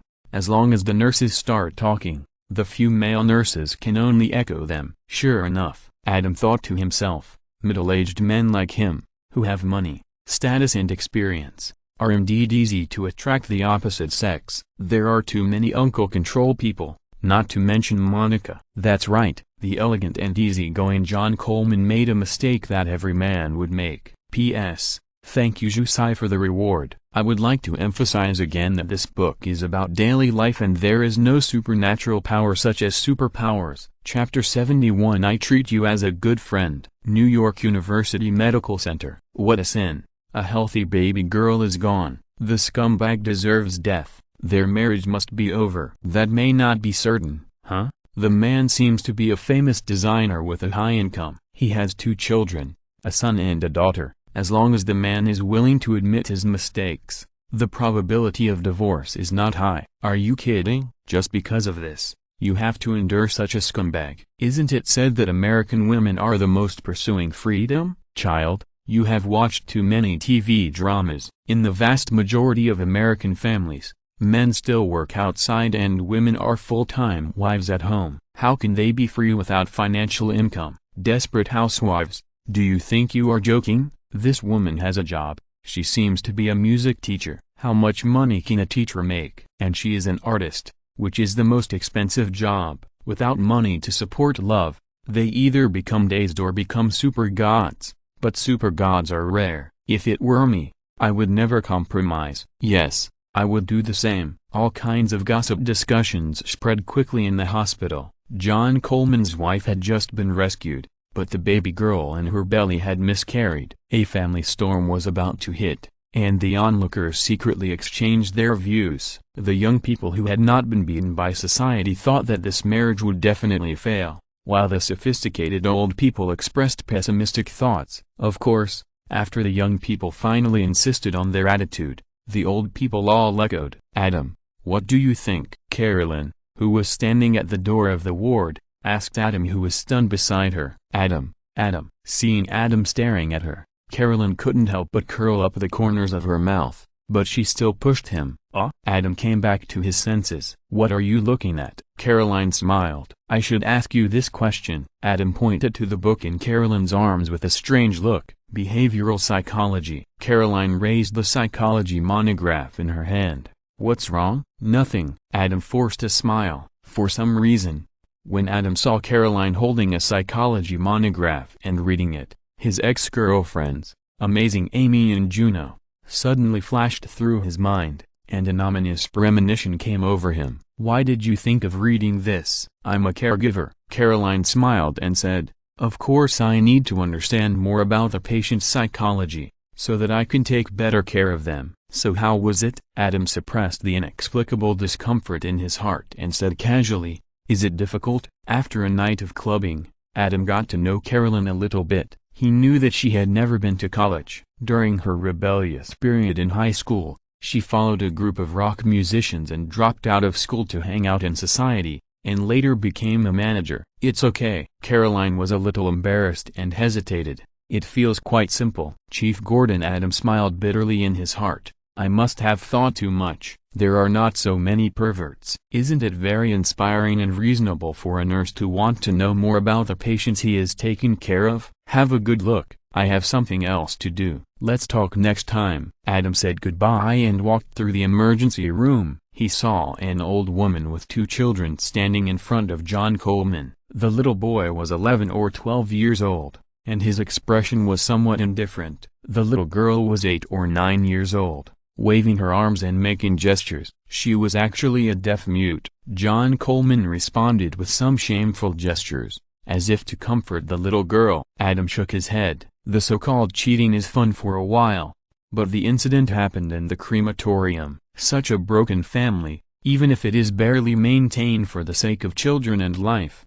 is completely different. It is just adding material for various classic plots of American TV series. For the next period of time, John Coleman's wife was discharged from the hospital soon. Rumor has it that she was in a trance, but she didn't make any trouble. I think the abortion of the baby girl in her belly was too much of a blow to her, and she didn't even have the energy to make trouble. The family left the hospital in one piece. It was really in one piece. John Coleman's wife got back the aborted baby girl, and it was said that she would have an artistic funeral for her. Such joys and sorrows were commonplace in the hospital, and soon no one paid attention to it, including Adam. Adam was used to the life of the apartment, school, and hospital. Occasionally, he was dragged out by Joey, Ted, or Carolyn to have fun, and his life was quite enjoyable. What surprised him most was that as time went by, the system finally moved. Ding. Strength plus 20. Ding. Strength plus 20. Ding. Strength plus 20. That night,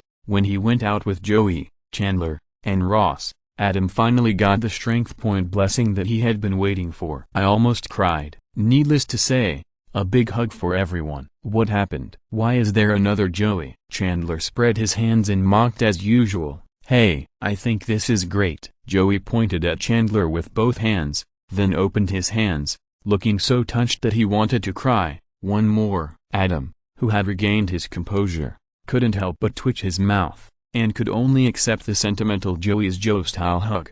Apartment 520. What are you doing? Is there something on my face? As soon as Adam returned to the apartment, he stared at Monica, making Monica touch her face uncomfortably. Monica, are we good friends? Adam saw that the system panel did not respond at all, and looked at Monica with some dissatisfaction. Of course. Monica was stunned and nodded quickly. But you don't seem to consider me as a good friend in your heart, Adam said with great pain. I can feel the friendship between Chandler, Joey and Ross, but you and Phoebe have been hindered for a long time. Why is that? Ah, Monica exclaimed, her face flushed, and she stammered, what are you talking about? Phoebe and I really consider you as a friend. Damn, so wild. Adam's heart tightened, and he secretly regretted it. He was completely overwhelmed by the 3 consecutive points just now. What is the difference between Chandler and the other two and Monica and Phoebe? Isn't it obvious? I didn't expect that more than 2 months have passed,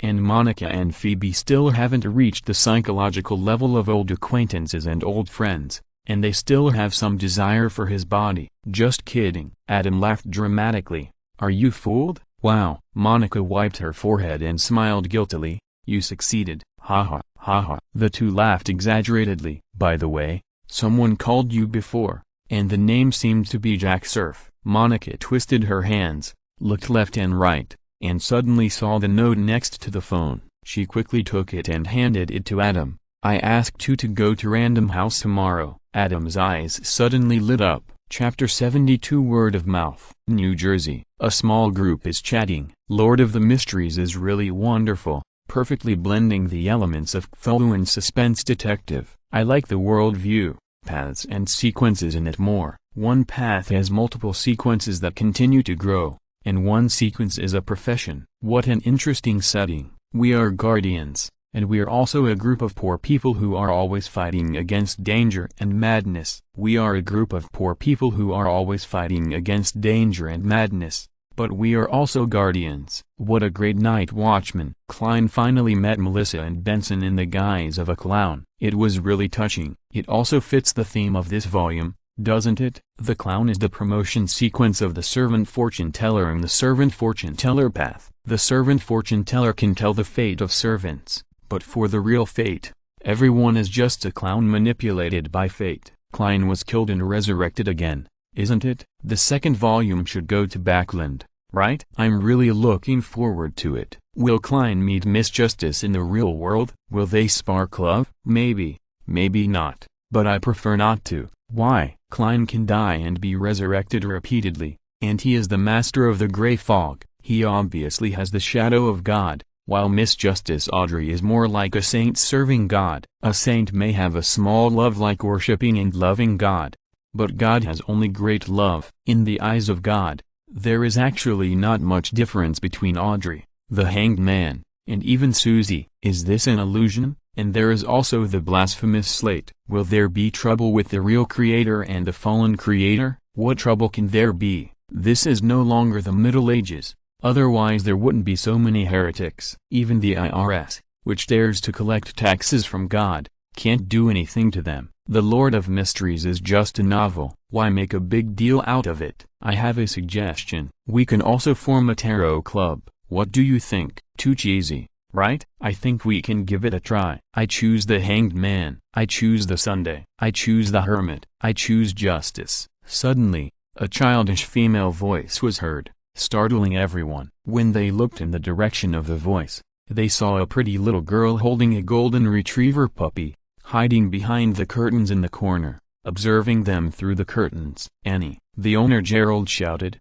then looked at everyone apologetically. "I'm sorry, Annie has liked Susie and the Lord of Mysteries since she accidentally watched it. After we bought her a golden retriever and named her Susie, she even wanted to give Susie the potion to make Susie speak. Now I don't know when she is hiding here secretly. Haha." Annie is acting as an audience with Susie. Annie is so cute and beautiful, and with Susie, she is indeed the most suitable person for Miss Justice Audrey. The key to potions is not to master it, but to digest it, not to dig out, but to act. Kate is an actor who observes the world and imitates and acts like the world. Anne is so beautiful, she will definitely become an excellent actor like her mother Kate in the future, and will be even better. Lord of Mysteries will definitely be adapted into a film and television drama in the future. If we wait a few years, Anne can completely become the real Miss Justice. Gerald, Annie is still so young.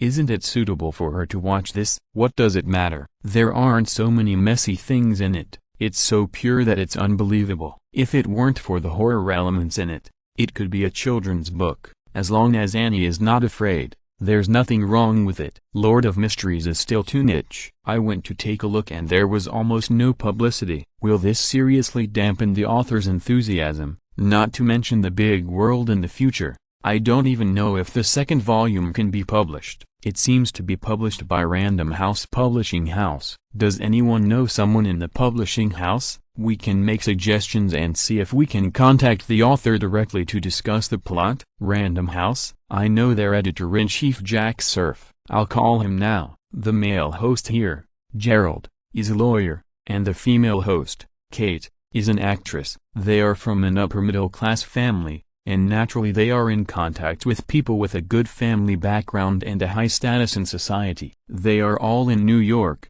so naturally someone knows Jack Surf. Random House, the editor-in-chief's office. No problem, come over tomorrow and I'll help you arrange it. Jack Surf hung up the phone, frowned and thought for a while, then pressed the phone and called his secretary Linda in. "Give me the sales report of the Lord of Mysteries, and letters from readers." After a while, Linda came in with a bunch of things. So many letters from readers? Jack flipped through them and was extremely surprised. Then he looked at the sales report. In 2 months, 9,696 copies were sold, and the first edition of 10,000 copies had been sold out. Of course, this has nothing to do with bestsellers, but it is definitely amazing to achieve this level without any publicity, especially since the growth curve is completely explosive. Looking at the letters from readers, there are many praises, many insults and even threats. In Jack's eyes, this is the explosive point. If the publicity keeps up, the New York Times bestseller list may move. My vision is really good. Jack first affirmed himself, then frowned and said, "Damn it, if I had known earlier, I would have made up my mind to take over all the copyrights." But he was just talking nonsense. With Nora, the queen of porn novels, helping him speak, he still didn't dare to go too far if he was given another chance. Rick and the others said they are fans of the Lord of Mysteries and want to meet the author. It seems that they really like the Lord of Mysteries. In this case, let's not suppress it. Thinking of this, Jack called the number Adam left. After all, he is a businessman, and all interests are the most important. Since suppression has no effect, he will naturally change his attitude decisively and pursue maximum benefits. The next day, in the morning, Adam came to Random House. "Welcome, welcome." Jack was particularly enthusiastic this time, without the arrogance of no matter how good the quality of the book is, it can't compare to the power of the publisher's channel traffic. Reprint 100,000 copies, increase the royalties to 10%, and invest a lot of publicity resources? Adam was a little surprised at Jack's initiative when he heard Jack's words, but he didn't lose his composure, because this was what he expected. In the previous life, the average subscription of Lord of Mysteries exceeded 100,000. You should know that this is the number of genuine readers, and the number of pirated readers is at least 10 times more. Whether it is the first edition of one completed book or the reprint of 100,000 copies, it is just a fraction. Chapter 73 Looking Forward to the Future. Random House. Editor-in-Chief's Office. Okay. Faced with Jack's kindness, Adam naturally would not refuse. Now there is a question. Jack got to the point. Have you started writing the next volume? When can it be written? The plot is there, but I have never had the motivation to write it. Adam said seriously. You know. I know shit. Jack's mouth twitched. Okay, no more pretending. He really knows. It's just that the money is not in place. The reprint of 100,000 copies will be fully rolled out for sale. Ideally, it will soon be possible to have a third or even fourth edition. By then, your income will skyrocket. Many readers are looking forward to your next story. You won't let your readers down, right? Reprinting 100,000 copies, $50 per copy, 10% royalties. The income is $500,000, equivalent to the income of a median family for nearly 20 years. An absolute huge sum of money. In Friends, Ross later met a girl named Black Pearl who only dated Nobel Prize winners. Black Pearl's two ex-boyfriends who won Nobel Prizes put Ross under great pressure. His friend comforted him, saying that Nobel Prize winners were actually nothing special. Ross replied, "A Nobel Prize is worth $1 million. Then his friend betrayed him. That would probably be 10 years later. Even if the current $500,000 is not as good as $1 million in 10 years, it is definitely not much different. Not to mention the possibility of a third or fourth edition. This is the fascinating part of literature, art, entertainment and other fields. One moment you are penniless, and the next moment you are both famous and wealthy, with everything you want. Don't worry, I've already started writing." For his own income, Adam naturally had to show goodwill. "I have already conceived 7 volumes, and it is expected that one volume will be written each year, with each volume ranging from 400,000 to 800,000 words. 7 volumes have been conceived." Jack was dumbfounded. Is the story of the Lord of Mysteries really that grand? "This is just the beginning." Adam smiled and said, "As long as I want to write, I can't finish it even if there are 7 more volumes." Under the grand world view, there are too many stories to explore. Of course, the premise is that readers are still enthusiastic. Yes, most readers have reading habits. Jack said in a low mood. He felt that he might have missed hundreds of millions. After finishing the reprint, Adam was ready to leave. "Wait a minute, I have a few friends who are fans of your book. I want to come and communicate with you face to face. Is that okay?" "Book fans?" Adam was stunned, then nodded and said, "Of course, no problem." This is the first batch of fans he borrowed from the great god's masterpiece in the parallel world. Besides, they are Jack's friends, so naturally he has to give them face. Jack led Adam to the meeting room. A group of people were already waiting here. "Are you the fool who does not belong to this era, the mysterious ruler of the gray fog, the yellow and black king who controls good luck?" A delicate little girl holding a little golden retriever jumped out from behind the door. "No, I'm not." Adam leaned over and smiled. "I'm more like a writer like Furs, recording the stories of the world of the Lord of Mysteries." "Then you don't have a potion that can make my Susie speak?" The little girl stroked the little golden retriever in her arms in disappointment. "Sorry." Adam shook his head and said, "Potions only exist in the world of the Lord of Mysteries, and Susie who can speak is unique and belongs only to Miss Justice Audrey. But I believe that even if you can't speak,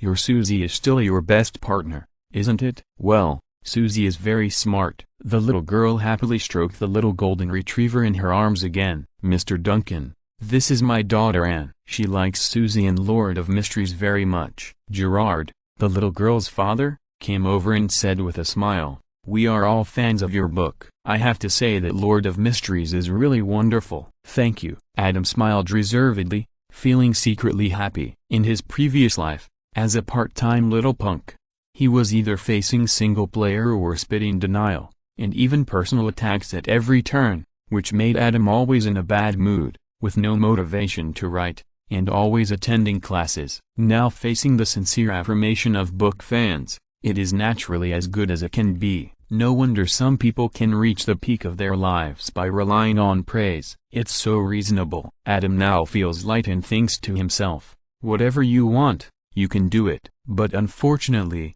this is an ordinary world without extraordinary elements, otherwise Adam will definitely be able to show his sanctity, one-punch Superman, and fight through the sky. This group of people is obviously very cultivated. Even fans of Lord of Mysteries are very restrained. Everyone sat in the conference room and exchanged the plot and worldview of Lord of Mysteries. They talked for a whole morning. At noon, Jack Surf treated everyone to a meal. After the meal, everyone said goodbye and left. Adam, this is my business card. If you have any legal issues, you can always contact me. Anne's father Gerald gave the business card and said sincerely, in addition to the reasons of being a fan of the book, as a professional lawyer, it is a basic operation to expand one's network and business at any time. The value of the Lord of Mysteries is obvious. Thank you. Adam took the business card, said goodbye to Gerald and Anne, got on a taxi, told the driver the address, and then took out the business card to take a closer look.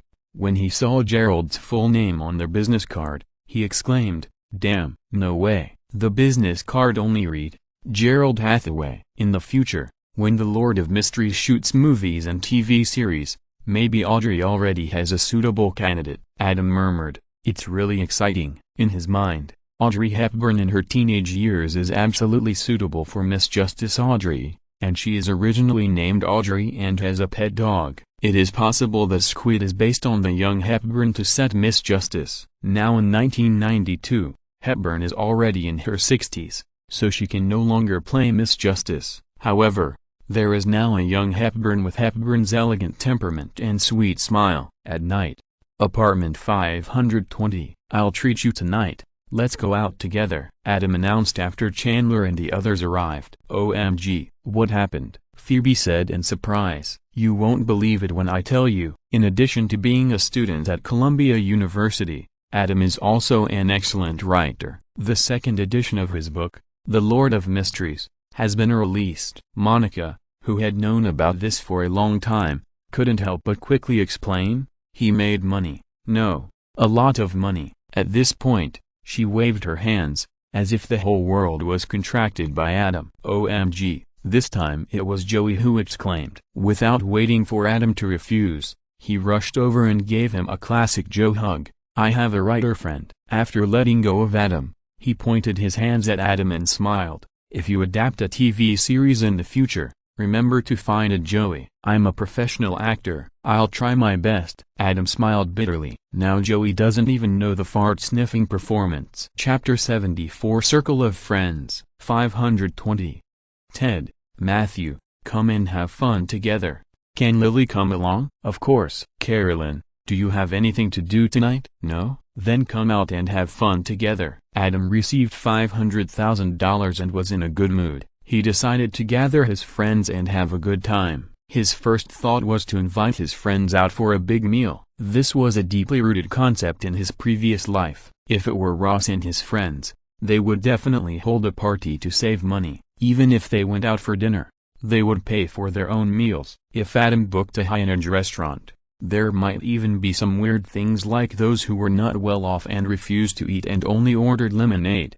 When Adam called, they learned that Adam had invited them to a high-end restaurant. Monica and the others began to dress up, and Ross, Chandler, and Joey were no exception. To enjoy a big meal at a high-end restaurant, you naturally have to dress up carefully, and it is not troublesome at all. This delay lasted for more than an hour. When Adam and his 6 friends split into 2 teams and took a taxi to the high-end restaurant, they found that Ted, Matthew, and Lily had already arrived. Ted and his friends were still college students, so they didn't have to be so particular. When they heard that there was a big meal, they ran over immediately. "Let me introduce everyone." Adam introduced the 2 groups. Although the 2 groups greeted each other with a smile, there was always a gap. After all, there was an age gap. One group was still a student, and the other group was already a member of society. Even though Ted and his friends were also alumni of Ross and Chandler, it didn't help. After all, not everyone was like Adam, whose physical age was close to Ted and his friends, but whose spiritual age was close to Ross and his friends. Fortunately, they were all kind people, and with Adam's jokes, the atmosphere was not stiff. Everyone was talking and laughing, waiting for Carolyn. Matthew, didn't someone say that he and the black-haired little wild girl were not serious, but just playing around? Adam joked in a low voice. SHH. Matthew immediately looked at Lily beside him warily, and came to Adam and raised his finger. Keep your voice down. Who spread the rumor? Lily and I are true love. Haha. Adam almost laughed out loud. However, he did not continue to tease Matthew. Adam very much agreed with his love for Lily and naturally did not want any accidents to happen to this beautiful relationship. Adam, what's going on between you and this Lily? Monica also came over and asked suspiciously. Why does she look at you like that? Nothing. Adam glanced at Lily, but saw that she was looking at him with a dazed look in her eyes, slightly absent-minded. He couldn't help but shook his head and smiled. Lily is like this. She loves to fantasize. Just wait and see. When you get to know each other, she will probably look at you the same way. What? Monica was stunned, and couldn't help but look at Ross, whispering, is she the same as Carol? No. Adam thought for a while and said, Lily just loves to fantasize. She won't be like Carol. Who can guarantee that? Monica pouted and complained in a low voice. Carol also swore that she would love Ross for the rest of her life. I feel that Lily is even more exaggerated than her. How could it not be exaggerated? It was really that Lily's eyes were too demonic. Sorry,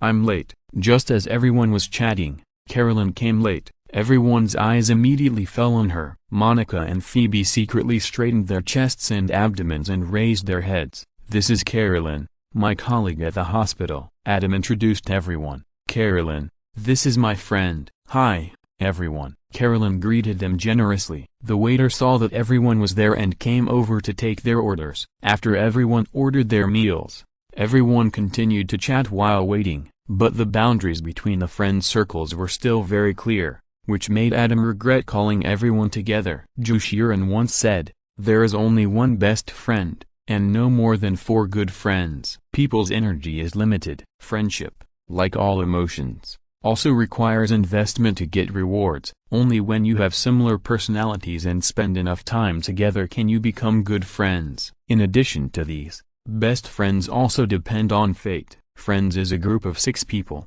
How I Met Your Mother is a group of 5 people, and The Big Bang Theory, which has the largest number of people, is a group of 7 people. The real group center of The Big Bang Theory is Sheldon, Leonard and 4 people, with at most 1 penny. Sheldon was very sensitive about this. When everyone started dating and Bernadette and Amy joined, Sheldon complained that the friend circle was too crowded and he wanted to kick out a friend. Well, according to Sheldon, they were not friends but acquaintances. Of course, Sheldon was just talking, even though Leonard and Penny were ecstatic and asked Sheldon to kick them out of the group. But Howard, the only one who didn't think so, was the acquaintance that Sheldon was going to kick out of the group. So naturally it could only be left unresolved in the end. It seems better to attend each group individually in the future, and never organize such a large cross-group gathering again. Adam secretly complained in his heart. You don't know. The people in the hospital are too indifferent. As soon as the patient died, they wanted to kick him out immediately. Everything is business. We should care about those patients, but they don't care at all. Caroline was talking there, and the others were fine, but Phoebe had already come over directly. They're going too far. Phoebe nodded repeatedly in agreement, and waved her arms as if her tone was not strong enough. Don't talk about the people in the hospital. Most people are so cold. They eat meat and wear fur clothes. How can they be like this? Ah, at the end, she seemed to be unable to bear it and was about to yell. Ahem, Phoebe, don't get excited. Monica couldn't help but remind him. Adam was speechless. Phoebe was a vegetarian, an animal protectionist, and an environmentalist. She was even a little neurotic. She even raised mice. It would have been fine if she only raised them in her own apartment, but she also brought mice to other people's apartments. The key point was that her attitude was not firm. Later, when she saw that the mink coat was very beautiful, she beat around the bush and asked others to force her to wear it. It was really like this: "Rabbits are so cute. How can you eat them?" "Well, they smell so good." "Sorry." Phoebe reacted quickly, shook her head, and smiled. "There's nothing we can do about it. Not to mention individuals. Even the country can't handle it." Adam explained, "There are so many patients and not enough medical resources. How can doctors and nurses have the time and mood to care for every patient?" "But if everyone thinks like you, the situation will get worse and worse," Caroline retorted. "If I have the ability in the future, I will definitely build a nursing home and really care for those elderly patients who have no family to take care of them." When she said this, her eyes were firm and her whole body seemed to be shining. P.S. Thank you Tilda you do Fatilda and Little Girl's Toys for the reward. Chapter 75, Traveling Around the World. Western Restaurant. After Captain America Caroline made her dream declaration, the atmosphere of the dinner became better and better, and everyone gathered around Caroline to talk about the American dream. Adam smiled bitterly in his heart,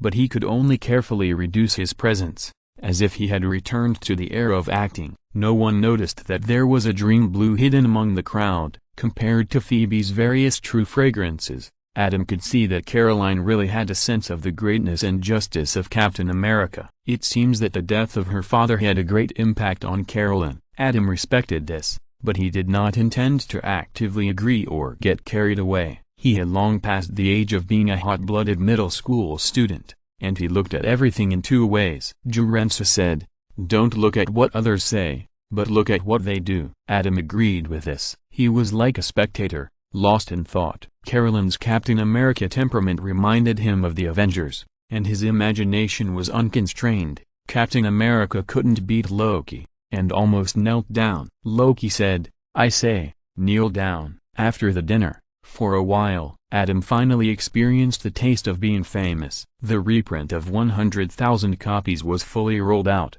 and the comments of the Lord of Mysteries began to appear in the newspapers. Whenever Joey saw the relevant reports when wrapping ham with newspapers, he would happily show them to Adam. Of course, the newspapers were just some tabloids, not the high-end newspapers like the New York Times. The prosperous scene was actually just the excitement in a small circle. But compared to the previous lack of interest, it was much better. What really touched Adam was the comic companies and production companies that kept coming through Jack, but they were all small production companies and small comic companies. The idea of these small production companies is to acquire some works that have potential but have not yet become a big hit, and then sell them to those big companies that want to buy them at a high price after they become a big hit, and act as middlemen to make a profit. Adam naturally refused. Even if the other party said sincerely that they were not middlemen, he would not agree, because that would be worse. For example, the copyright of the works of the hard science fiction master in the previous life was sold at a low price to a small company, and this small company was indeed not a middleman to make a profit. It was determined to create a science fiction blockbuster, but its strength did not allow it, and it finally failed. This is still good. Think about it. If it didn't fail and the final result was a science fiction romance film, that would be really disgusting. The comic companies found were slightly better, but Adam still rejected those small comic companies, because the other party's channels and other resources were too poor, and even the quality of the comic adaptation of the Lord of Mysteries could not be guaranteed. Until the Dark Horse Company came. The three major companies in the American comics industry are DC, Marvel and Dark Horse. DC and Marvel need no introduction. They are both continuing their own superhero series. If they can't continue, they will restart. Comic fans just like this and naturally don't need to consider other things. Dark Horse mainly adapts some well-known non-comic works into comics, relying on the fame of the original to reap a wave of peripheral bonuses. The fame of Lord of Mysteries gradually increased, which naturally attracted Dark Horse. After negotiations, under the promotion of Random House, Dark Horse offered a high royalty of 30%. Comics are generally issued as single volumes, a thin booklet, and the general sales price is $4. The first volume of Lord of Mysteries, Joker, can be divided into more than 30 single volumes for sale, with a total price of more than $120, which is more than twice the starting price of the novel, as long as the average sales volume reaches 50,000 copies. Deducting the 30% contact fee to Random House, Adam can get 5 times 120 times 0.3 times 0.7 equals $1.26 million. This is just comics, and the copyrights of film, television, games, commercial authorization, etc. are the big ones. The full copyright industry chain of fantasy universes such as Harry Potter, Star Wars, Marvel, and DC is worth tens of billions or hundreds of billions, so don't blame Dongo for talking about IP and everything later. It's really that full copyright development is too attractive and profitable. Adapting from a novel is much simpler than original creation. Dark Horse is also a big company. It quickly organized cartoonists to complete the first volume of the single volume. Taking advantage of the convenience of the novel's release, it simultaneously launched the comics of the same name. Compared with the Lord of Mysteries novel, which is mostly text, the coexistence of images and text in comics is more inclined to the form of movie storyboards. In addition, it is small and the unit price is less than 1/10 of the price, which is more suitable for large-scale promotion and dissemination. $4. You can't buy a loss or be fooled. New Jersey. Leonard was in a good mood and walked out of the campus. Ever since Adam scared Jimmy away with the ruthlessness of "I can fight all day," the news that Leonard had a ruthless friend spread, and no one dared to bully him anymore. After all, Jimmy's tall and strong figure is one of the best in the football team. Otherwise, Sheldon's father, who has the same face and physical condition, would not have played football first and later became a football coach. Serious face. Not only that, Becky, who he always thought was his girlfriend but had to hide underground for various reasons, was no longer the same sentence when he helped her with homework and she kept pouring White Russian cocktails into her mouth. Leonard, you are so nice. I really hope all men are like you. Occasionally, she also cared about where Leonard's ruthless friend came from. At this time, Leonard's cleverness came out, summed up the routines in the comics, and made up all kinds of nonsense. But Becky, who always vomited when drunk, really believed it. While vomiting, she discussed the legendary stories of Adam, Captain America, Spider-Man, Batman, and Duncan with Leonard, who was supporting her. In the future, such Becky, with the paper written by Leonard, went to Cornell University, one of the Ivy League schools. Of course, the real reason was not the paper Leonard helped write or the GPA of his homework in high school, but Becky's family was well off. Not everyone can drink White Russian cocktails every day at such a young age, except for his cold and harsh mother Beverly, who never changed from beginning to end, and the fact that he never celebrated a normal birthday or holiday. The sun really shone into his life. In his memory, the only time that was closest to the atmosphere of a birthday was when his grandfather passed away, and all the relatives gathered together, and there was a cake. Although he knew it was not good, he was still very happy that time. From childhood to adulthood, they did not give gifts on holidays, but only sent each other papers. For him who loves science, this kind of thing is actually quite liked. As Leonard walked, he thought, as long as he could block out the family trivialities such as his cold and harsh mother causing him to wet his pants in public at such an age, he would feel extremely happy. There are new comics when passing by the comic shop. Leonard's eyes lit up, and he pushed the door open with a smile on his face and walked in. "Hey, Lord of Mysteries, Adam Duncan." Because of the publicity, the comic shop put the Lord of Mysteries in a prominent position, and Leonard saw it at a glance. The style of painting was very different from that of superheroes, which attracted him at once. When he flipped through it, his eyes were immediately fixed on the author's name. P.S. Thanks to Ray Chan, Co90, and Single Dog 111111 for the tips. End of this chapter. Thank you very much for reaching the end. Don't forget to like. Looking for more exclusive content and immediate access? Subscribe to our Patreon. Remember, every like, subscription, or donation encourages us to continue. Thanks to everyone. See you in the next video.